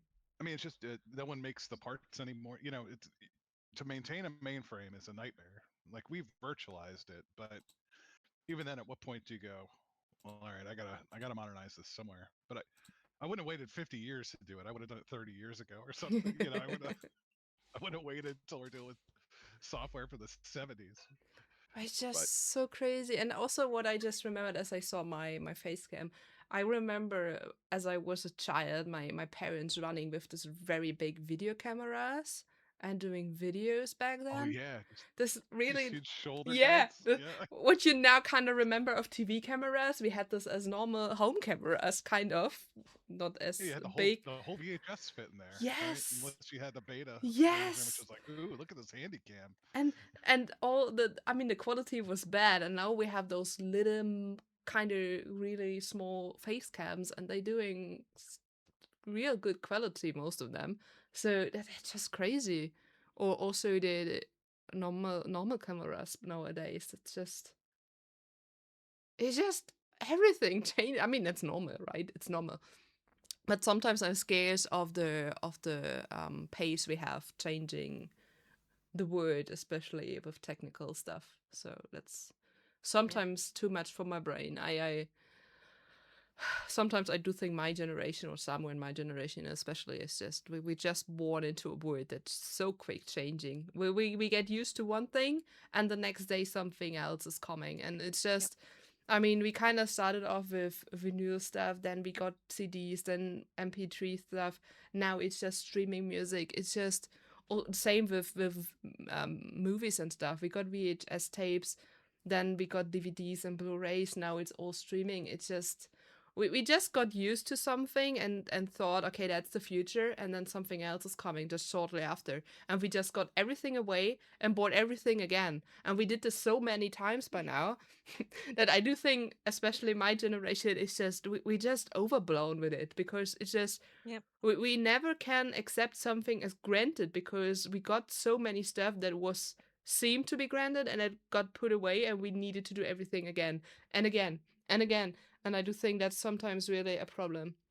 So we just never be really stable in today's world because we're always thinking, okay, what's next? What we got taken away from us, what we think is granted. And I do think that Yep. is why millennials especially sometimes why we're so weird. Okay, we got everything, everything got removed from us, we got everything, everyone got removed from us again. So it's just we are scared, you know, we just know what we should settle in because we always fear it just goes away again. So I do think, I mean, every Yeah, generation has some of those stuff, but I do think that's the biggest thing what we have because we started with really it's everything: music, movies, TV, internet. We just have one thing for granted, and then it just moves on and on and on. And it's just in a pace we can't really get with it, and I do think that's sometimes what really kills me. I mean, I'm Mhm. speaking for me especially, but I think sometimes it's just crazy. It's just crazy quick and crazy crazy. I can agree. It's truly overwhelming at the point. are you folks? Are you both like you just kind of brought it up, but this concept of rebuying media, you know, switching platforms and rebuying media. I thought back and I was like, well, I've owned Indiana Jones in 3 different formats, right? VHS, DVD, and now Blu-ray. Yep. It's the same fucking film. It hasn't changed in 30 years. You And know then what you I mean? buy it because you have hundreds You're of like, I must have streaming. spent $200 in it. Yeah. Yeah, and then you need to buy it. You have hundreds of streaming platforms and services, but you still need to buy the movie because it's not in there, but you need to buy it digital Yep. as well. And it's Oh, just but they lost the license. Now I want to watch it. I gotta actually go buy the physical. and that's just crazy. And I do Yeah. think this also destroyed a lot of my generation, probably also in Yep. some of the other generations, depending on how much you were invested in those stuff. But I do think that definitely destroyed a lot of how life is being because that's really getting deep here by now. But because we always have the feeling, okay, where we should settle and what is next, what is just next, what we lose next. So it's Well, there's a crazy. movement now of people buying physical media again Yep. because of the Yep. fear of losing that. I mean, Yeah, there's that's always been the the hipsters buying LPs, but no, people like going out and buying DVDs. I do that too. I started to do that because if it's on a streaming platform, I had it several times that the thing that I love got just yeeted. So I'm like, okay, then I buy it on DVD while it's still on because I loved a TV show. It's a Superman related TV show and I loved it when I was, I don't know, 17 or something. The And Smallville. no, Superman, the Adventures of Lewis and Clark. Oh yeah, yeah. And I loved it. And it was out then, and there was no streaming yet. And if you wanted to get the DVDs, my brother once gifted me the second season, and he paid like $200 euros, not dollars. into America, 200 euros, and now you get them online again for 15 or 20. But back then, you couldn't get them because everyone wanted it because it was on TV and then it wasn't on TV anymore. And so it was, and that's what's happening now again, I think, with a lot of media that you have it on streaming and then suddenly it's gone. Absolutely. And I mean, we have again and again and again the discussion about, for example, Steam games. You don't own them. Yep. Yep. You own the license to the game. But when they decide to get it rid of the streaming platform or whatever, then you don't have the game anymore. And I do think this discussion burns again and again and again. They never really found a solution whatsoever. But um that's also a thing. You don't own the games anymore. But I mean, you have no different choice. To be totally honest, what is your choice for the most games? You can't buy them as this or whatever because most of the Yep. games are not out there anymore. But you also see on companies like limited run games, run limited Yep. games, run limit, whatever. I love that. I wish I had more money because I they're have so some, expensive. I have some, but I also need to pay the shipping because they come from the US, so I need to pay the shipping and the taxes. I was really sad last time that I also needed to pay not too less pay taxes on the one game. But that also is something you see how those companies and stuff they're working because people want their games as Yep. a disc or a Mhm. card for Switch or Nintendo or whatever. Um, People actually maybe less being tolerant to accepting that stuff they bought is not theirs anymore. And I do think, I mean, it's still rare. I'm also need to say I'm really sure about this. I think so. Yeah, when I can play it, I play it. If not, well, not cool. But I'm not really getting the whole rage about it. But I do think people also often doesn't notice. They do think they bought the game, for example, Yep. Steam or also Epic or whatever, Mhm. and they forget or they just don't know. I'm not sure that this game isn't theirs, and that's I mean the same with streaming movies or series. It's nice when you have them in your 500 streaming services you pay by now, but when they not have the license anymore, it's gone, and then you Yeah. can't watch it anymore or whatever. Or you buy a movie on Prime or whatever. When they got Yep. when they lose the license, you also lose the movie, even you bought it. It's just gone. So that's something to kind of make the circle back to our beginning. That was definitely better in the past because when we bought a game, the game was ours. It was all saved on the disc or whatever, and it was yours as long as the disc not had any big scratches and you couldn't play the disc anymore. That's another story. But Or the also, battery ran out for the Game Boy games. yes, or I don't know. 1981, I think would still play. I'd have to see if this would still work or not. But Yeah, 1981, my Munch Band, it still exists. So Yeah, cool. it's I think it's interesting because we live in a wild time where recent games are being killed due to things like DRM, right? Have you guys heard of the Stop Killing Games petition? yes. Mhm. It's kind of getting traction in Europe. We have a little harder road ahead of us here in the states.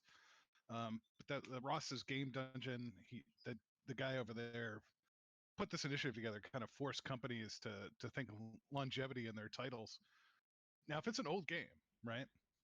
If we're talking, I don't know, anything prior to the PS1, you got DOSBox for PC games. You got emulators for things like the Commodore, up to even the GameCube. There's like an emulator for, but um, we live in a time where you now have better access to those older games than you ever did in your life. But within that context, I looked at a couple of these old LucasArts games, like I think it was Loom. I was looking at that had a limited run game produced. It was just DOSBox on a USB stick. That's what it was. There was no physical media because no one's got a 3.5 floppy drive or a 5.25 anymore. Yeah. No one's got those floppy disks. Yeah. Even if they did, they're probably demagnetized at this point. Yeah. But you know, you could watch a game die tomorrow because the DRM server shut down, Yeah. or they lost the licensing to it. You see it happen. Certain games get killed all the time because they use licensed music, and then the license expires, and then they can't replace the music, like because there's no impetus for the company to go like, oh, let me go replace this music with open license music or in-house music. Hell, GTA 5, half of its soundtrack that it released with isn't there anymore because they lost the licenses to it. So they have to replace it to keep the thing going. Yeah. And it's always guys with Ross in their name. Ross Scott, Louis Rossman. Yes, Louis Rossman is a good egg. He's the right to repair dude out of New Jersey. Um, but yeah, I don't know. I think we need to claim some of that stuff. We need to kind of try to keep older games alive, even if they're ugly, even if they're stupid. We need to save them a little bit. Absolutely. True. But So I also, that's my take. I mean, also, we can't have any game that is published today on a disc, right? I mean, when you kind of have a look how many games in a year were published, Oof. end of 90s, early 2000s, and you just have a look what is published each day on Steam, on Yeah. games, you can't put them all on disc. That's not how it works. That's the other thing. Yeah. I mean, it's it's both. It's good and it's bad that we had less games in the back in the back in the past because honestly, I kind of I mean, I got maybe 2 or 3 games in a year as I was younger, as I played with PS1, PS2, Game Boy, whatever. Yep. Same.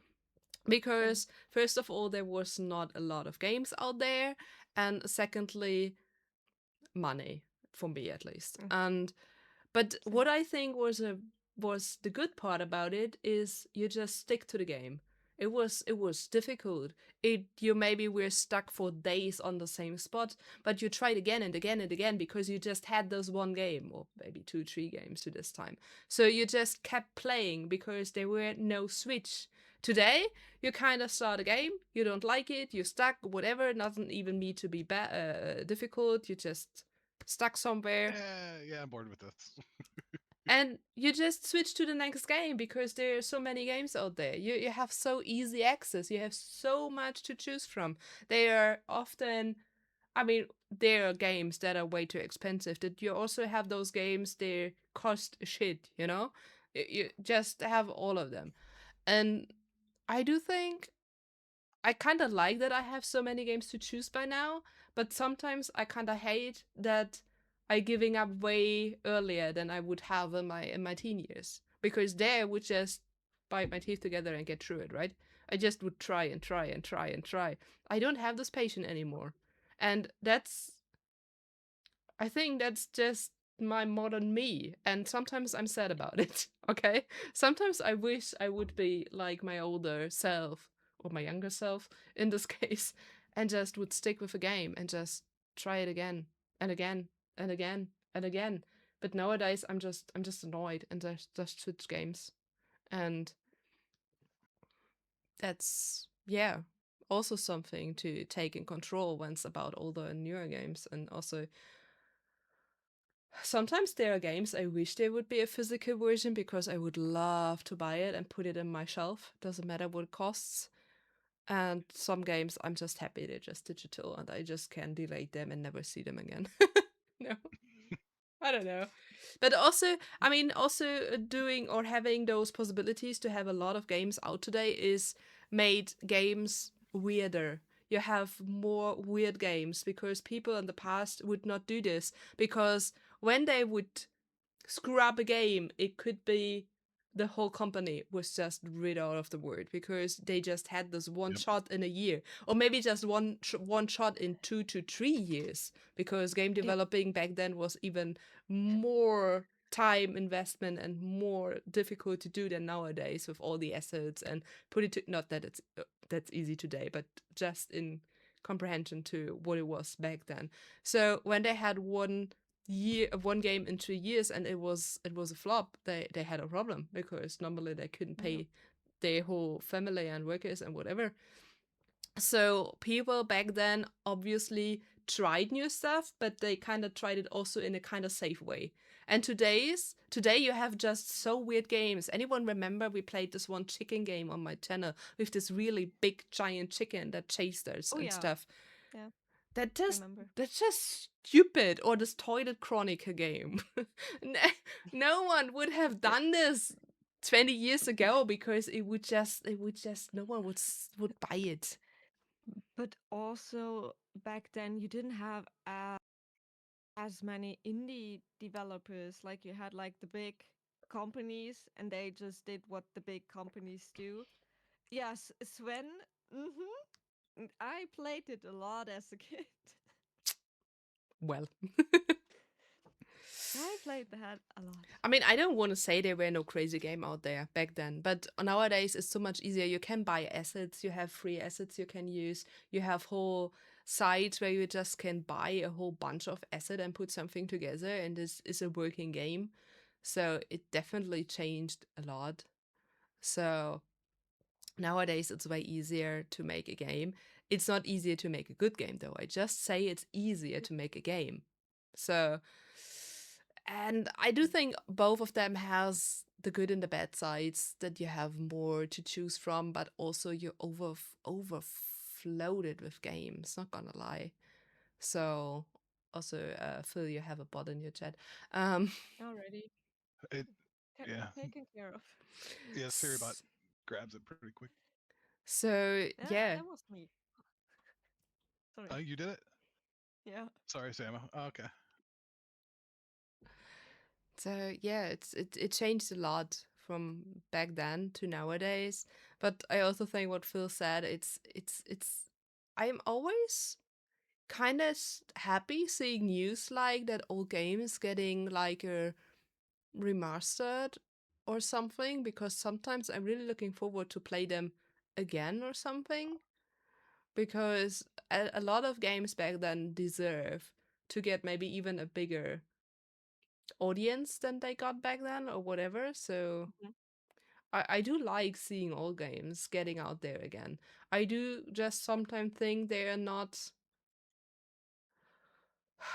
they need to be remastered to get the audience working. So yeah.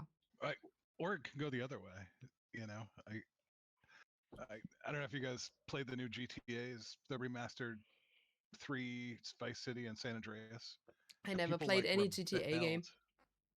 I They hated the remasters. They were really poorly done, and people were super upset about it. I bought them for the Switch. I probably shouldn't have bought them for the Switch, but I did it on a whim. And you know, I still haven't gone back and played them because they're just not great. It's I'd rather play them on PC or something else. Play the old versions with upscaled graphic kits and that sort of stuff. I But then mean, you have something like the Oblivion remaster, which I thought was actually pretty good, but it feels different now, right? Maybe that's me. It's still Oblivion. The quests are all still there.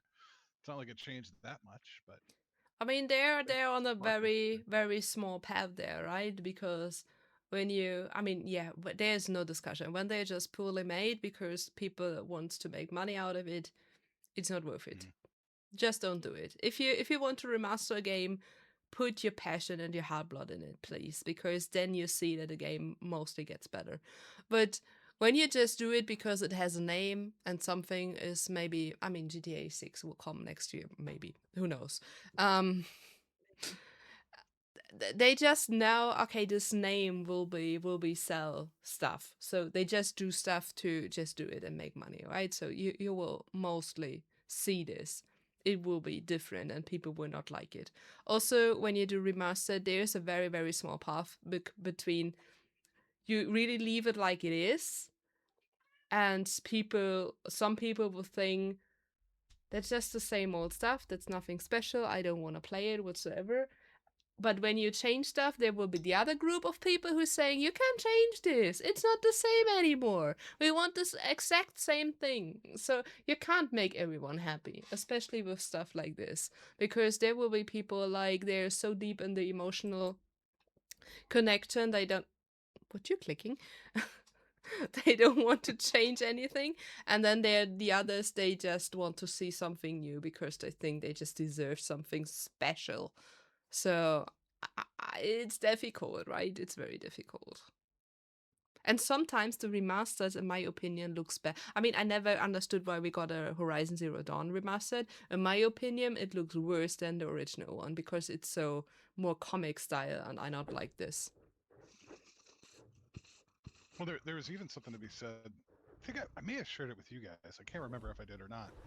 But like back to those GTA remasters, one of the things is because their platforms were so weak at the time, there was a huge fog in the Blue Blue! Sorry. and now that you could actually render the entire thing, Sorry, chat! the the world looks way different. It's smaller. The fog isn't there, so you can see the end of the city or whatever. And all of a sudden now it looks, it's no bigger or smaller physically, right? It's still the same distance down that road in the game, but the fact that you couldn't see the end of it, like played a psychological game with you that said, "Oh, this place is huge. It's so big, it can't even fit on the screen," right? But now, once the technology is powerful enough to actually do the thing, all of a sudden it all looks really small, but nothing's changed. I don't know. I'll have to post a link somewhere in one of our discords, but there's a YouTube video I watched about it. I was like, yeah, son of a gun, that's true. It all feels really small now. Yeah. Mm. Plays the same, but with Uh, just that change, Also, what Wally says, people really into details or speed running absolutely gave them the piss. I mean, that's also a thing. People nowadays don't have the time they maybe had back then, and they just destroy their own feeling because they kind of try to get as soon as they can and just speed run through a game nowadays, just to show they are the best. That's also something I, for example, hate with streamers and YouTubers when they get a new game that is just released, or even before release. People just put the whole game out there already on the first day or even before it's released, just to be the first. And people just watch them and they're just rushing through everything. And I think that's a shame because games often have so more to deliver when you pay attention to your surroundings and also take your time to play through it. So I don't know. It's very, I, very. The player community also changed a lot. That's true. I'm guilty of that too. There are games I'll get and breeze through as quick as possible, and I don't know if that's just to check them off the list or because I don't care. Yeah. But then there are games like I completely. Or here's another thing that I think that I've seen recently. There, some games are so grand in scope that I can't imagine finishing them. Right? Yes. Especially We when you had a have the fifth side mission to complete a plate set or something. Horizon Zero Dawn, I'm looking at you. yeah, or the last two Zelda games, which I actually really enjoy, but they're too big. You know, that's I was trying to make this point in the slides earlier about Psychonauts is that like you can 100% that game and it not be 800 hours. You know what Yes. I mean? You can do it in 30 hours. Like it's not like you couldn't. Each world has an X amount of those figments, those sketch things that existed, and they tell you where they're at. They tell you that they're here. Not where they are explicitly, but they're you got four left in the level. Go find them. Um, but I remember even after like the second or third Assassin's Creed, there was like 8 different collectibles that had 200 scattered throughout this world, and you went, "That's like 2,400 or 1,600 collectibles, and this world is massive. Yeah. Who the hell is gonna do that?" Like There are the people only way you out there could do doing that, this. yeah, but you got to print a list. You got to like organize yourself. You're not going to do it naturally. Maybe you are, but that's going to be the one game you're playing that entire time to get that 100%. Yeah. And if it's too big, I never do I this. mean, You I'm know just gonna me. play through the storyline and be like, I'm done. Yeah, me But I too. also like that completion piece. I mean, I play the main storyline, sometimes some side quests when they're running over my path, but that's it. I'm a really straight player from from the beginning to the end, and that's it. I don't really like doing a lot of side quests, especially when they're not even telling me some story or stuff, when they're really just collecting stuff I don't care about. Like Horizon Zero Dawn with the plates and the cups or whatever they all had. There was a whole table set, I had the feeling. But that's just not my thing. I mean, if people are enjoying it, please go for it. But from the beginning to the rage quit. Yes. Yes.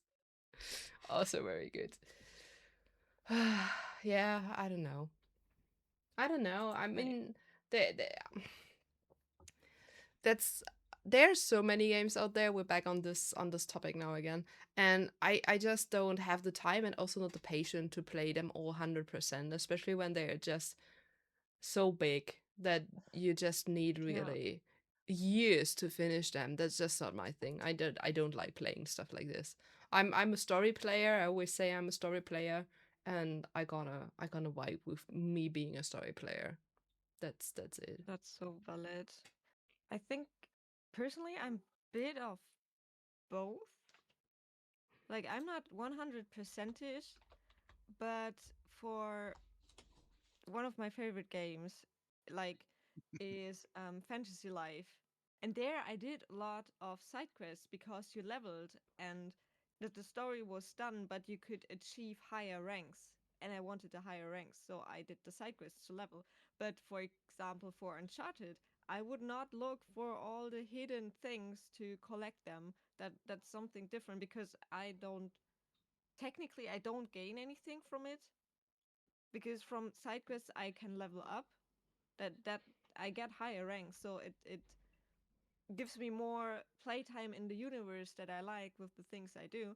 But just the picking up all the pictures or all the hidden, I don't know, golden whatever it is, I don't do it. I started first with Zelda Tears of the Kingdom, where I'm now just doing some side quests. But just because I want to be in the world and I don't want to finish the story because I don't want it to end. And so I'm just procrastinating the story end by doing side quests. But that's just when I do side quests. But otherwise, I'm like, who cares? Yeah, but I also think that shows how different we all are as players. Yep, Like we obviously are all different humans, and I also, I mean, for me is also the thing. I mean, I mostly play on stream, right? I kind of rarely play privately, so yep, I'm normally playing on stream, and on stream I kind of also want to make progress, kind of, yep, because people watching me. Sometimes I'm just so annoyed that I not make a or a fight or something, not because it's the boss fight is annoying, just because I have kind of pressure that I want to go through because I'm thinking, okay, my viewers doesn't like when I just stick to this battle too long because I'm too bad, right? So that's also a thing. I really I think when I would play more privately, I would be more chilled and maybe also do more side quests and stuff. But I just I just play mostly on stream because I mean that's a trauma story again. I'm lazy when I'm playing because I not do it and I trick my brain into working when I do it for stream because streaming is work, right? So that's why I mostly play on stream. It's stupid and you all can that, tell me how stupid it is, but that's my if trauma. I would never tell you that Yeah. it's stupid because honestly, my vision is if it works, it works. Like if it works for you to do what you love, to do it on stream, Yeah. why not do it? That's Honestly, well, yeah, why judge? that's why I started with YouTube because then I have the reason to play because it's work. So, Yeah, and it also stuck with me do streaming. So also streaming for me is kind of working. So that's why I can play without feeling guilty. So that's yeah, why I mostly play on stream. There are rare Everybody. exceptions. That's when we play DBD on Monday, but that's also not me playing alone. That's in playing in a group. And when I That's do iRacing practice, and that's sometimes, I mean, that's also kind of work, right? I need to practice for the yeah. races to What come just up. wanted to say. So We also qualified. my brain is The really, dog just unplugged the other camera cable. Oh no. oh no, Not this one. Thankfully, not this one. my brain is really broken in this, right? So Mm, I think that's society. That's just pressure to be productive at all times, and that's why we have it so hard to relax. Because when we were kids, we were like, okay, we can game, but you have to do your schoolwork yeah, first, for example, yeah, and then you could play. But when you work for 40 hours a day, you did the work and technically you're allowed to relax. But then you're like, wait, but did I do enough today? Because I didn't, like, you don't have to do homework after school, which implies for you that you are done with your work because you're technically never done with your work. And so yes. you're like, no time to relax for me. I I have was to I was way too do long in stuff. bed today, and that wasn't not. I mean, I tried to relax, but it wasn't relaxing because I always felt guilty, right? Because I just had this trauma. So yeah, you're lazy, you're not worth it, you will never do something worthwhile, blah blah blah. So even I try to relax, I don't really relax. So it's just a circle of feeling guilty, and it's just exhausting. But as I said, that's trauma, and I probably not get out of this. But that was my trick to actually start playing again, to do first YouTube Now streaming, and it still works. So I probably not stopping, but when you see me playing outside of stream, it is very very very very rarely. So I'm not sure how we even came to this, but that's what I wanted to say. Yay, It's trauma. mostly just DBD on Mondays Yep. outside of stream. But that's also kind Yeah. of, it's a group activity, right? I would not do it alone. So I Yeah, need that's a people who, friendship thing. yeah, who actually play with me. It's like now, like a meeting we have each Monday, more or less each Monday. It's just in my schedule, that's not. It's also work, and Yeah, it's in the I just calendar wanted with to say you. it's not because I want, it's because we scheduled it, but it's also not true. But it's I don't know, it's just crazy. Oh, now I just my brain took too late too long to process. Not because I want. Oh well. I mean, I want to play, but I need a reason. I need a fucking reason to Yep. play.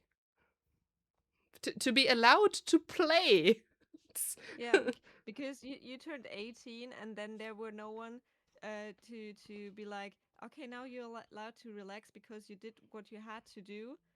And now technically you should tell yourself, but you can't because you never really learned how to tell yourself that it's fine to just calm down. And so Yeah. our bodies just never calm down and they're just always like You have no idea how proud I was on myself. I normally not watch series or movies without doing anything next to it. But I really laid down and did nothing else than to watch the first part of Stranger Things season 5. I was so proud of myself that I really forbid myself to do anything else while watching this. This is funny that you say that because the other week I just did the same thing because normally I watch TV and I have either my phone or the laptop or anything, and I just did the same thing. Just randomly just watched. But I think sometimes that's also because we like the shows a lot and we just Yeah, want to pay I mean, attention. I never was so much into a show since a very, very long time. I think it's maybe the second really show I'm so into it that I really want to watch each second of it undivided with my whole attention. So that's a real big thing for me. So So yeah. great. I don't know if it's us just getting older or if it's just the modern era, right? Like, I'm that way too. I have a hard time just watching anything by itself. I feel like I have to do something else, even if that's cutting plastic for miniatures, or I don't know, typing or working on a script or doing something else, right? There, I think we don't allow ourselves to sit down and do that anymore, and I don't know what the remedy of that is, because I feel guilty about it. I get the same feeling you get, Viv, when you're like, I'm not doing anything. God damn it, I But can't. This is lazy for me to sit here and just watch yes, this for the sake of but watching it. I also think that's something to get back to something I said earlier, that the generations or that the life just became so paced. So the life or the words just get quicker and quicker and quicker and louder, and you need to be productive, and it's kind of also the pressure of the society that you're not allowed to relax and take just one Yep. thing at the moment. Yeah, Hmm. So I it's also sorry. no, I was done, I think. It's also that everyone is like higher, faster, further, like that. You have to have, I don't know. For me, in my youth, I thought I was married by 30 and I would buy a house. Now I'm 33, not married, I don't have a house. And now I'm like, what to do with my life? I'm not meeting society standards. So I have to do things to meet society standards because I wasn't raised like this. That's just solely society from outside, what you see, other people in your age, what they do, and you feel so pressured to achieve things you maybe don't even want to achieve. Yeah. Like, I just want to be happy working my 40-hour job and doing my thing, gaming a little, reading, writing, that kind of stuff.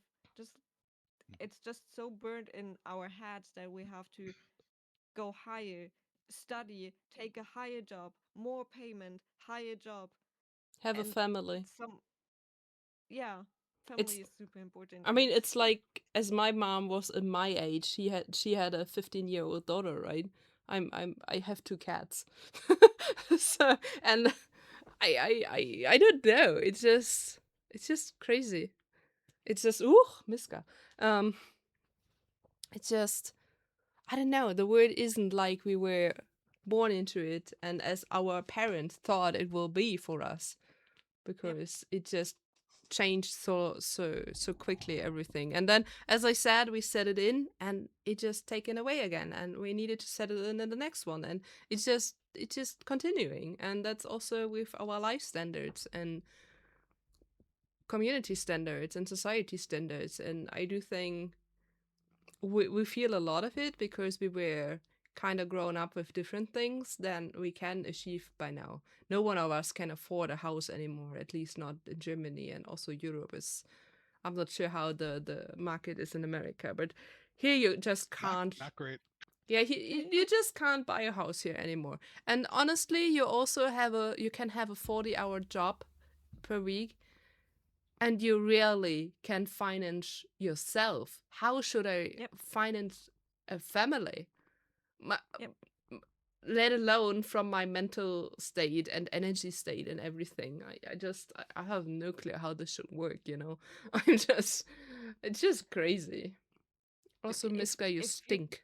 Sorry. if you want to do that, you would have most often or more often than not, you have to have both people work almost 40 hours, and then why do you have a kid? Because you are working, you don't really have a lot of time to spend with your kid. And so back in the Yep. days, my parents, my dad went to work, and my mom um, worked from home and did the thing with me and my brother and everything, and still went to my grandparents and helped them out with stuff. I don't know how that should work nowadays. So I you be couldn't do right. it like that. I be right back. My cat is leaking.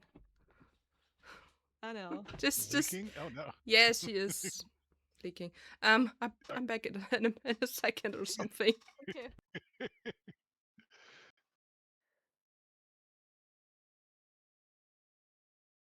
Interesting.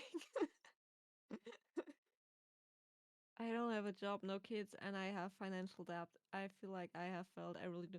Honestly, I don't think there are a lot of people in our ages who don't have debt. And any in in a way, or had debt in a way before somehow, and even if it's just um with family members or you had to do something like that.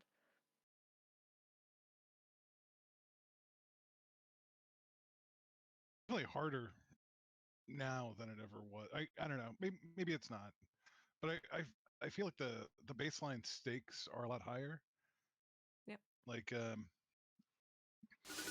that you could get away with a lot less back in the day, but now we're at least stateside. You know, cars Thanks are for the shittier. resub, Linda. Um, they uh, they break down a lot more. Everything is pedestrian antagonistic. It's harder. Our public transit, broader public transit, is getting worse. So you have to just spend more to get to your work. If you got a job, and then most jobs once you have a cell phone, and even if you don't, you know, that's a these things are like 800 bucks, 800 euro. I don't know how much was your guys' cell phone. Uh, for like a Not median one. I'm not even talking about a wild one. And then you got to not so pay. expensive because of money. Yeah. Well, I mean, they all license ours. You have these payment plans, but uh, then you're paying for whatever that data is. You're paying hundreds of dollars for that. I don't know. I hate this thing. This thing, I bloody hate. It's this thing kills me. Uh, Not to go old man shakes fist at cloud here, but I've never felt more exhausted Yeah. until I got a cell phone where my work and everything is completely connected to me 100% of the time. I mean, It's yeah, Oh yeah, everyone I know. can reach you 24/7, and I do think that's also something. You don't have a there is no break offside, anymore. You don't. and the You expectation just is that you will answer regardless of time. Like yeah. it You, wasn't just like, oh, we were at dinner. I'll call him back, or whatever. T- t- when I was a teen, after I got internet, we met online on ICQ and such. And obviously, everyone just came online when they had time. And then we were like, oh, do we meet again tomorrow at 5 or at 6? Or you were just online when you were on the computer, and whoever was online too, you talked to. Hmm. I yeah. always said I don't. I think I got my first. Um, we're talking about old things, and I got my first phone with like real internet when I was I don't know 2013 or something, because I had a one flip phone back then because I was writing SMS. I got into the WhatsApp game so late because I was like, I don't want to have the accountability to be online 24/7. And now, like 13 years later, I pay for it.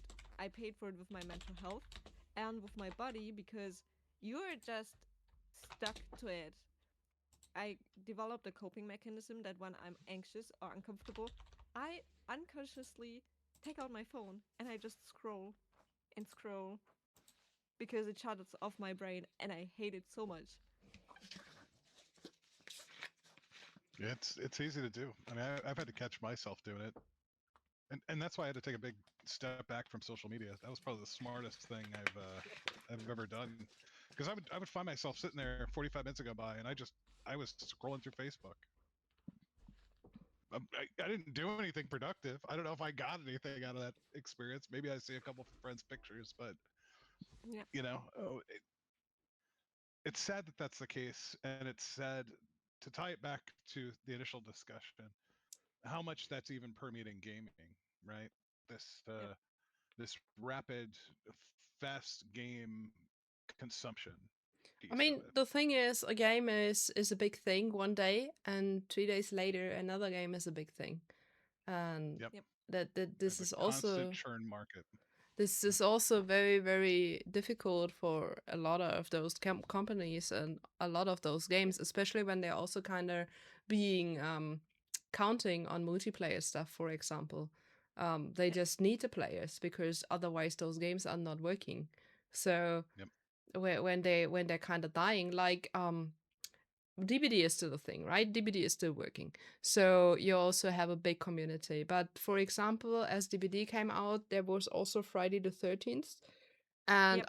I remember a lot of people playing this, but there was those, I mean, there were a lot more about this game and behind the scenes and stuff, but it's just the first that came in mind now as example. And then there is this cut because it not works. Or like this Video Horror Society game, what we played, Yep. where we had nearly an hour waiting time for a lobby and then you died the first 5 minutes. Um, Oh, those games are just not working without the players. So there can be a big thing the first day or a couple of weeks, and then they just gone because no one is playing them anymore, and that's often also a kind of a shame. I mean, yes, most of those games you can kind of fill in bots or something, like Cake Bash. You remember Cake Bash, Samu? But natürlich.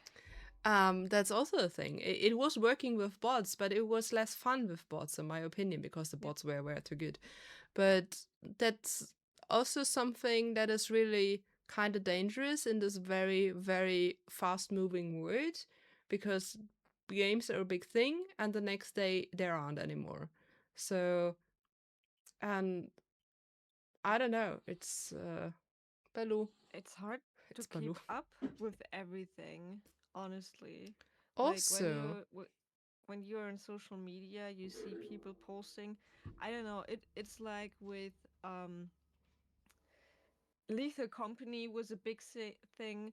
Then there was Repo and Peak, and everything came like so close after the other that you just barely played one thing when the other thing came out, and everyone was just playing, and then you just for a lot of things you get it because you want to be part of that when your friends play it, and then you get it, yep. and then you have a lot of those games and you just rarely play them because they're in and out so fast you can't even really spend time on them. yeah, Yeah, I absolutely. mean, there are games that I can't tell you the last time I played Lethal Company. Um, And and not it with was it us. was like every couple weeks, and then someone would be like, "Hey, you gonna get this game?" And I'm like, "Have we put 4 hours into the last one we bought?" You know, honestly, like, because I start looking at it cost per hour, right? That's like my justification. Hey, if this game costs $20 and I put 4 hours into it, I'm paying $5 an hour to play that game, right? Yeah. And until that value hits under $1, I don't view it as a good I purchase. Oh, I 100% Kryptonian. Yeah. I I also do think DPD just got worth my money by now. Yeah, With my they, 1,000 but game hours. that that's that's like I think a lot of people forgot like when the lockdown went through, Yep. we everyone just play games. Like I was playing Among Us Yeah, Phasmophobia was a big three, thing through the COVID yeah, that times. also. Like I was playing that 3 times a day. I couldn't even imagine to play that today because Me not, I because couldn't I play was it the only anymore. person who needed to go out and work. But I I had the I whole also train worked. for myself. I also worked. But I had I had nothing really changed to my schedule because I went to work and I came back home. But th- I now there, yeah, you say it's actually making a comeback, I but hate Among for Us. ages the group I played with back then, like those 3 people that um I dared to play it with back then, I wouldn't play it today anymore because I can't um because of the play techniques anymore. But I haven't touched it in years by now. I will never. I hate So this game. yeah, I know. But yeah, it's Yeah, Well, just that's again we're just overthrown with games, and everyone thinks their game is the big next thing, and maybe it even is. Also, Peak, it was a big thing, but now it just disappeared again. So it's just crazy. It's just sometimes I think it's really sad also Yeah. because everything is moving so fast. Also, everyone needs to play the new game the first, and that's also not how it works. And then they're just rushing through, especially YouTuber and Twitch streamers, because they Yeah. want to be the first one to beat it, to show it, because everyone's watching them. And I'm just so tired of this sometimes. Also, seeing YouTuber putting the 3 first hours 3 days before the game comes out because they're actually allowed to show stuff before the game comes out. And I think so. Just let me my chance to just play it myself first, maybe. I don't know. So Well, I'm guilty of like checking stuff out and being like, "Is this worth a purchase?" yes, Heck, but I do it with you. I wait for you to buy an indie title and play it, and then I go, "Okay, this one looks good." but you I've done don't it with need both to. you and Samu. But you don't need a whole game to see if it's something for you, right? No, yeah, I mean, usually within the first hour, Yeah, see? I can go, okay, here's this. All right, this looks decent. But those people Um, just put the whole game out there, especially before it's even published, because they're allowed to break, or not break the embargo, but to post but before. they have Mm. the early access, yeah. Yes, and I think sometimes it's just so sad because they just try to be the first, and then they often just rush through because the shorter the video is, the more people watching it. Just Yeah. I don't know. I do think that's a shame. I mean, I also gonna play one game next year when it comes out, just because I want to play it, not because I want to be the first to show you, or But it's kind of also like how Twitch streamers or YouTubers work nowadays, being the first and doing it the quickest and whatever. And that sometimes I think it's sad because we don't enjoy those games anymore. It's just rushing through to be make money. I don't know. Well, the platform incentivizes it. That's the other thing, right? It's trying to get out there and get your views in first. Yeah. You know, I mean, hell, Twitch drops, right? Twitch drops some releases. The developer will be out there playing the game on release day. Yep. You know, Yeah. I've seen that happen. Yeah. And you know, I don't know. I I think part of the reason I wanted to start this series was in promotion of the slow game movement, in promotion of thinking about how you buy games, thinking about the lifespan of that game for you and what it means to you. Because like Psychonauts, I'm still playing the same copy I bought for PC back in the mid thousands, right? It's the same license. I'm still using the same copy. And I think we need to do more of that. I think more games that touch us, that hit us, that we can share with other people that'll be like, you need to play this game because it's worth every minute. I can't recommend someone Repo or Lethal Company. I mean, I can. You want a fun 15-minute game to play with your friends? Go play it. Is it going to be on the games of my lives list? No, not at all. You know, maybe it is for someone. Maybe that's the game for them. But I mean, when they have special connection to it, why not? I mean, yeah, I mean, I have 3 games of my life, and one is probably also kind of unusual because it's just the core memory I have with this game, not because the game is the game. It's just more would I connect with the game. So, I mean, well, I it's mean, more or less I the think you know reason what why the I'm here style you today. like. So, Yeah. that's also something to count in sometimes. It doesn't need to be the best of the best games. It's just because you have a special moment with it or special connection or something. There is no perfect game out there. The Last No. of Us is close, but there is no perfect game out there. And one I haven't played still. And hopefully you can sell me on that.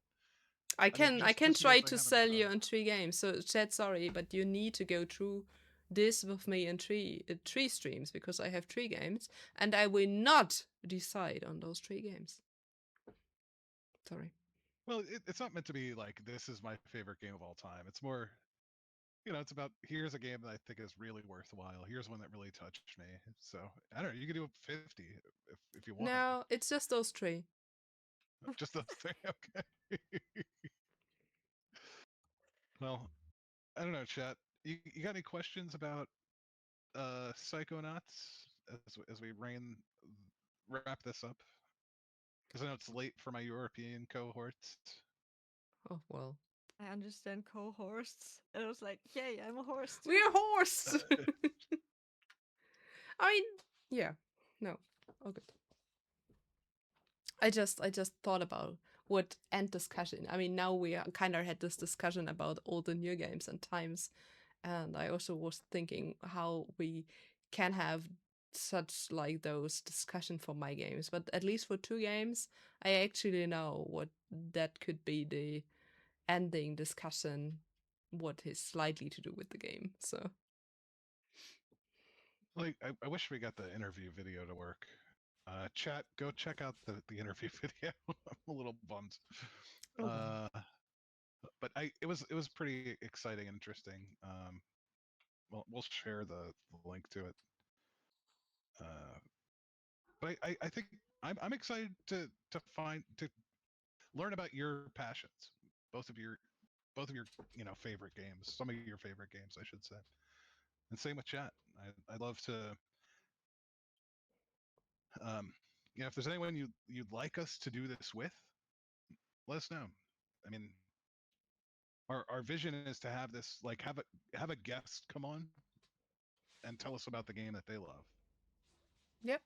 Right You now, we're just just kind of starting with us, you but just need to kind of write us because we can't know it if you want to talk with us on those streams. You just need to tell us, please. see Black Flag. I haven't played that one. It looks cool. Yeah. Everyone who wants to be on this with us, just write us, and then we're gonna see what we Yeah. can do. I mean, I'm not sure. Maybe we do me next because I have three games, so we maybe can organize that I not have all three after each other. Well, I can always go, in between as well. But maybe I gonna start with one of my games next, and we all know what the game will be. So Yeah. we all know what it will be. And also, I think in this with this game, we also can talk about and discuss about a lot about diversity in games because those games definitely have a huge impact on diversity in Yep. video games. And also Yep. accessibility. This game won so many prizes to have access for blind people, for deaf people, and stuff. So I think that's more the discussion we can have at the end about what means diversity for games and what means accessibility for games and stuff. So I do think that's a good wrap up discussion we can have later after I told you a lot about my favorite game. And definitely the favorite game of my favorite games, but I have two more I want to talk about later. So that's why I probably have three streams. But we maybe start next time with one of my games. We just need to see when we do this actually. But I mean, I can tell you a lot about this game and I probably will not stop talking about this game, so be there, ask me, tell me, talk with me. Sorry. We not have a date yet though. We need to talk about the date. Yep, and we got to figure out the technical issues. So I apologize to chat for that. I'll get that sorted here I coming up. mean, it's the question what we need next time when we don't have a video to show. The rest was working by now, right? I mean, the cameras Yep. are True. working, Yeah. the slideshow is working, so I do think that that's all right. We can do this. Yep. That worked. I even had a sound for the slideshow at the Yeah, end. yeah. So Okay. yeah, Chad. I mean, Chad, you can maybe guess what my game will be next time, but No one can guess. No spoilers no, in no, no, here. no one can. It's Okami. No, actually not. No. No, I I I know what it think is. I I'm, know. I'm throwing a red herring in there. I'm still thinking of the third one actually. Resi 7 Oh, yeah, okay. because Not Okay. not it Shadow of the Colossus it brought me back to gaming, so that's why this game is special for me. Yeah. But or Pokemon definitely, ZA. definitely The Last of Us next, and then definitely Okami because of reasons. This game is just Now you spoiled it. Sorry. It doesn't matter. They She blew the secret. I didn't. most of those No, people actually know me. no, but yeah, I think it would be good if you be next because I still have to think about mine. Because I'm like, if you ask me what games are important to me, I'm like brain blank. So yeah, Chad, next is me, then maybe one of you or Samu, Yeah, and then then me me again. then I guess. So we can have a, you know, But if you a want to be line. part of this, please just write us a direct message, join one of the discords, and just shoot us a message. So we maybe can throw the mix in between us talking about our games and you talking about your games with us and stuff, so we can have a nice mix up. So we're not being Mix. Phil, me, Samu, me, Phil. I don't know. That we'll all have a bit of different games and stuff we can talk about. That would be nice. Also, it's just important you want to talk about it. You don't need to do a master thesis. Yeah, Yep. sorry. I went a little ham. You can always fill with Phil Phil, if there's nobody else. Well, I'm the one with 3 games here, so Oh, no, I have I 10 I want to do. I just, you know. well, I maybe would shoot in a special episode at one point, like we find some highly um like treasure indie games no one knows about. Like every one of us maybe finding 2 3 indie games we want to talk about because and show Hmm, it shouldn't, yeah. I because have one. I don't Wait, think there are worth a whole episode just talking about one of those games, but I do think it would be kind of nice to have like a special episode about indie games no one knows about, you know what I mean, like those mini games no one knows. And I do think that would be nice to have just more of those games in one episode. You know what I mean? yeah. Tim I hope has an idea. I hope you Uh, like. I I hope you. I mean, I kind of hope you like this idea because I do think those games are not. I mean, they're maybe worth a whole episode, but they're not so much to talk about normally. But I would like to show you some indie treasures no one knows about and like do this a special episode, like episode what 10 indie treasure we know about, whatever. That would be cool, I think, because I know so many indie games, they're very small, very unknown, and just to showcase them maybe a bit. So have for each game half an hour or something, and then just yep. or less depending, and just talk about them shortly. You know, that would be maybe nice. I think so. I'm on I board. support that. Good. Sorry for throwing this in, but Be- it just came to my No, mind. Okay. no, because like also then we could teaser that in the stream before we do that special, and the chat could also give Yeah. suggestions, so we could also pick that out. Yeah. That would be pretty cool. Yeah. So that's just maybe for some special episodes here and there. We just do some different stuff, but still being on the same pathway we do actually with the whole episode about one game.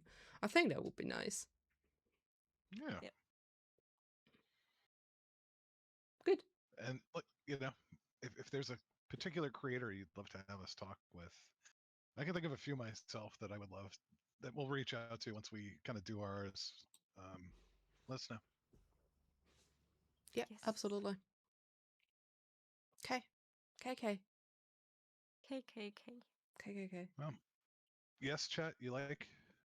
You can also say no if you don't like. That's fine. Let us know. I We don't we think we, we appreciate your feedback. I do think Shed when Shed wouldn't like they wouldn't be here and talking with us anymore. Facts. That's true. Yeah, the numbers would not be reflective of that. Very true. And maybe there are even more people lurking, but as we all know, Twitch doesn't like lurker anymore, so What one guy? Me, Yeah. Baldy? No, Baldi is the guy. Who Oh. says no? Because no, Baldy. Not allowed. Not allowed to say no. I mean, yes, you can say no, but you know. But Baldi always is like the opposite of he Yeah, says. Somehow, it feels like. yes. Baldi is those guy who always says something different just to be different. But, but, gladly we know he is meaning it funny. Yes. My mommy teach me to Always always for be being nice. against. Ah, you're all so cute. You're all so No, cute. glad to have you all here, honestly. Yeah, Yes, thank you all for hanging out. absolutely. And And thank you to then, Viv and Samu. yeah, sure. It's Of fun. course, it's really fun. I do like just chatting streams and stuff like this. It's just Yep, difficult when no one's chatting with you. Yeah. Yes, you are free to do this, Baldi. even get it posted. Tschüss. Choose. Good luck with the dogs. Yeah, they'll be right here very soon. They'll come. When looking at Uh, the stream of Viv and Samu, it reminds me of those word riddles, like those fill in between type ones.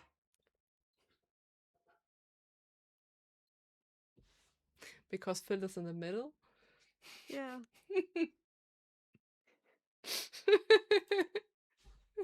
oh, that's right, because I am in the middle of you two Yes. in your No. streams. Samu and I'm I left talked in my about who stream. we do this. So we just talked about who is who, so or who's where. So Oh, then Like, I'll flip. mm, I'll sync them all up, so we're not too different. the names were right before for your stream. like the thing I thought you wanted to say a bad word, and the bad word was But included in the joke, but it I didn't wasn't realize you just meant a it's a bad word. pun. Yeah. I was like waiting for the rant. Ba-dum. Ah, lovely, lovely. That was good. Good wrap up. Absolutely. Fill in between. Fill in the blank. We're Like gonna English class We're also gonna words. let you know when the next stream of this series is. I'm not sure we can still make this in December work, but probably. If not, January. Yeah, we'll have to see with the holidays and everything.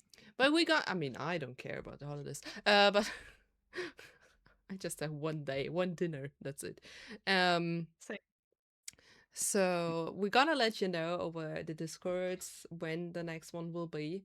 Also, I'm pretty sure all of us will stream soon again. I stream tomorrow twice actually, so if you're bored, just join my streams. We're gonna play Paradise Lost. I just downloaded it before on my PlayStation. I downloaded it before stream, so you had to download it on yeah, because it PS2. was it was a digital Ah, near the PS4, not the PS2, a oh, PS4. Uh, ah. it was a digital. I think I got the key back then as that game came out, And and I then key makes sense. I just understood PS2, and I was like, no PS4. okay. Sorry, the PS2 is actually out, shut down. No, we're gonna play Paradise Lost tomorrow, 2 p.m. CET, and in the evening we have Chaos Rallycross. So if you want to join Chaos Rallycross on iRacing with Sunford, please join. It's fun. Boop, boop. It will be great. It's chaos. Yeah, Yep. absolutely. I should be there. I might stream it. We'll see. Let's stream it from the back of the pack. Just follow us all on all our channels, and you get the best streams. Okay, sorry. Yep. Vibes. Everyone go follow Samu Vivka. Most And of you are Phil. already, You but and Phil. I apologize for people who are following me. You guys are Don't. Why? He says a lot of sorry, but he doesn't need to. But he's just doing it. You, He's it's not amazing that stopping. you say sorry more often than I do, and I do say a lot of sorries. You're not well, even Patty's reach, taken Phil. over. Betty's in the lead right now. I'm actually behind. Yeah. But Yeah, Patty is always you coming in and saying sorry for Phil and feeling, yeah. So, yeah. That's a game between them. Just ignore it. They're having fun. I got a bad feeling that's about good. this. I also have a very bad feeling about this, Marcus. Thanks for the sound alert. I It's was just so confused. Like what? follower fishers followers called fisher followers. Fish followers? Could Say be. that 10 times No. really fast, one I'm after I'm the other. quite happy I brought it out the first time now. Some someone called Bodo Wartke. Oh yes. How much fish could a follower fisher follower fish if a follower fisher fish could fish? Yes. 1 million. Too much fish. They caught swimmers. Swimmer. Oh no. Right. You had to make that joke when my wife was here. That's the thing. You had to let Kawaii Cozy know. Screenshot it. Beautiful. Beautiful. That's yeah. Oh my gosh. Good boy. She's taking the dogs out. At least two. Oh my Oh god. god. Oh. Yeah, it was. I will just join Fisher's stream soon and say, are we the swimmers now? Oh god. No. Yes, yes, yes. The thing when is when like, you're lucky, I'm forgetting it in 5 minutes. So the thing is, like, it's literally a reference to. I've been contemplating changing this channel name, because it's from the followers of the apocalypse. It was initially a Fallout themed channel like 8 years ago when I first started thinking about doing Twitch. Like, and then I put it down for years, and I picked it back up, and that was just that's what I'm called. So uh, it's a Fallout reference for followers of the apocalypse. That's why cool. I'm follower Fisher. I don't Because even people are like, know how oh, you my like to name follow people? was born. I have no clue. I forgot. I know mine. Well, yeah. I have no clue how my Baloo, how mine got together, but here we are. Here we are. Also, guys, if you want merch, there is a Black Friday sale on the merch, Merch. so you can buy Oh, merch. Also, okay. it works worldwide. I still haven't changed the EU thing either. But Alright. yeah, Black Friday Nope. Okay. is actually on if you want to have merch with some sale.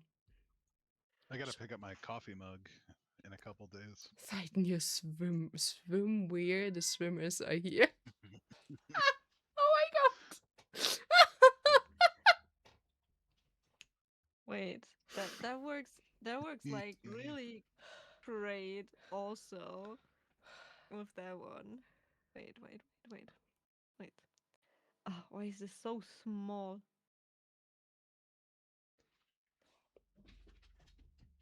Wait, this is tiny. Hello.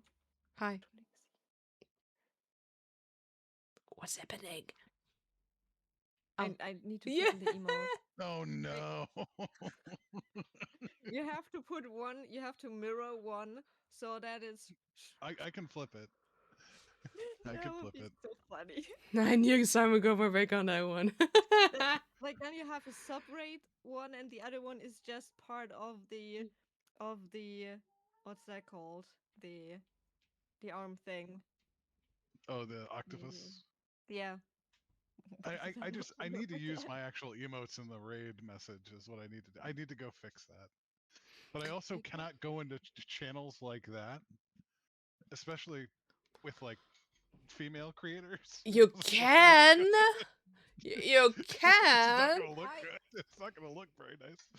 like I did not think any weird thoughts of that. I just think it's funny because you follow a Fisher and you're you know that it just makes sense.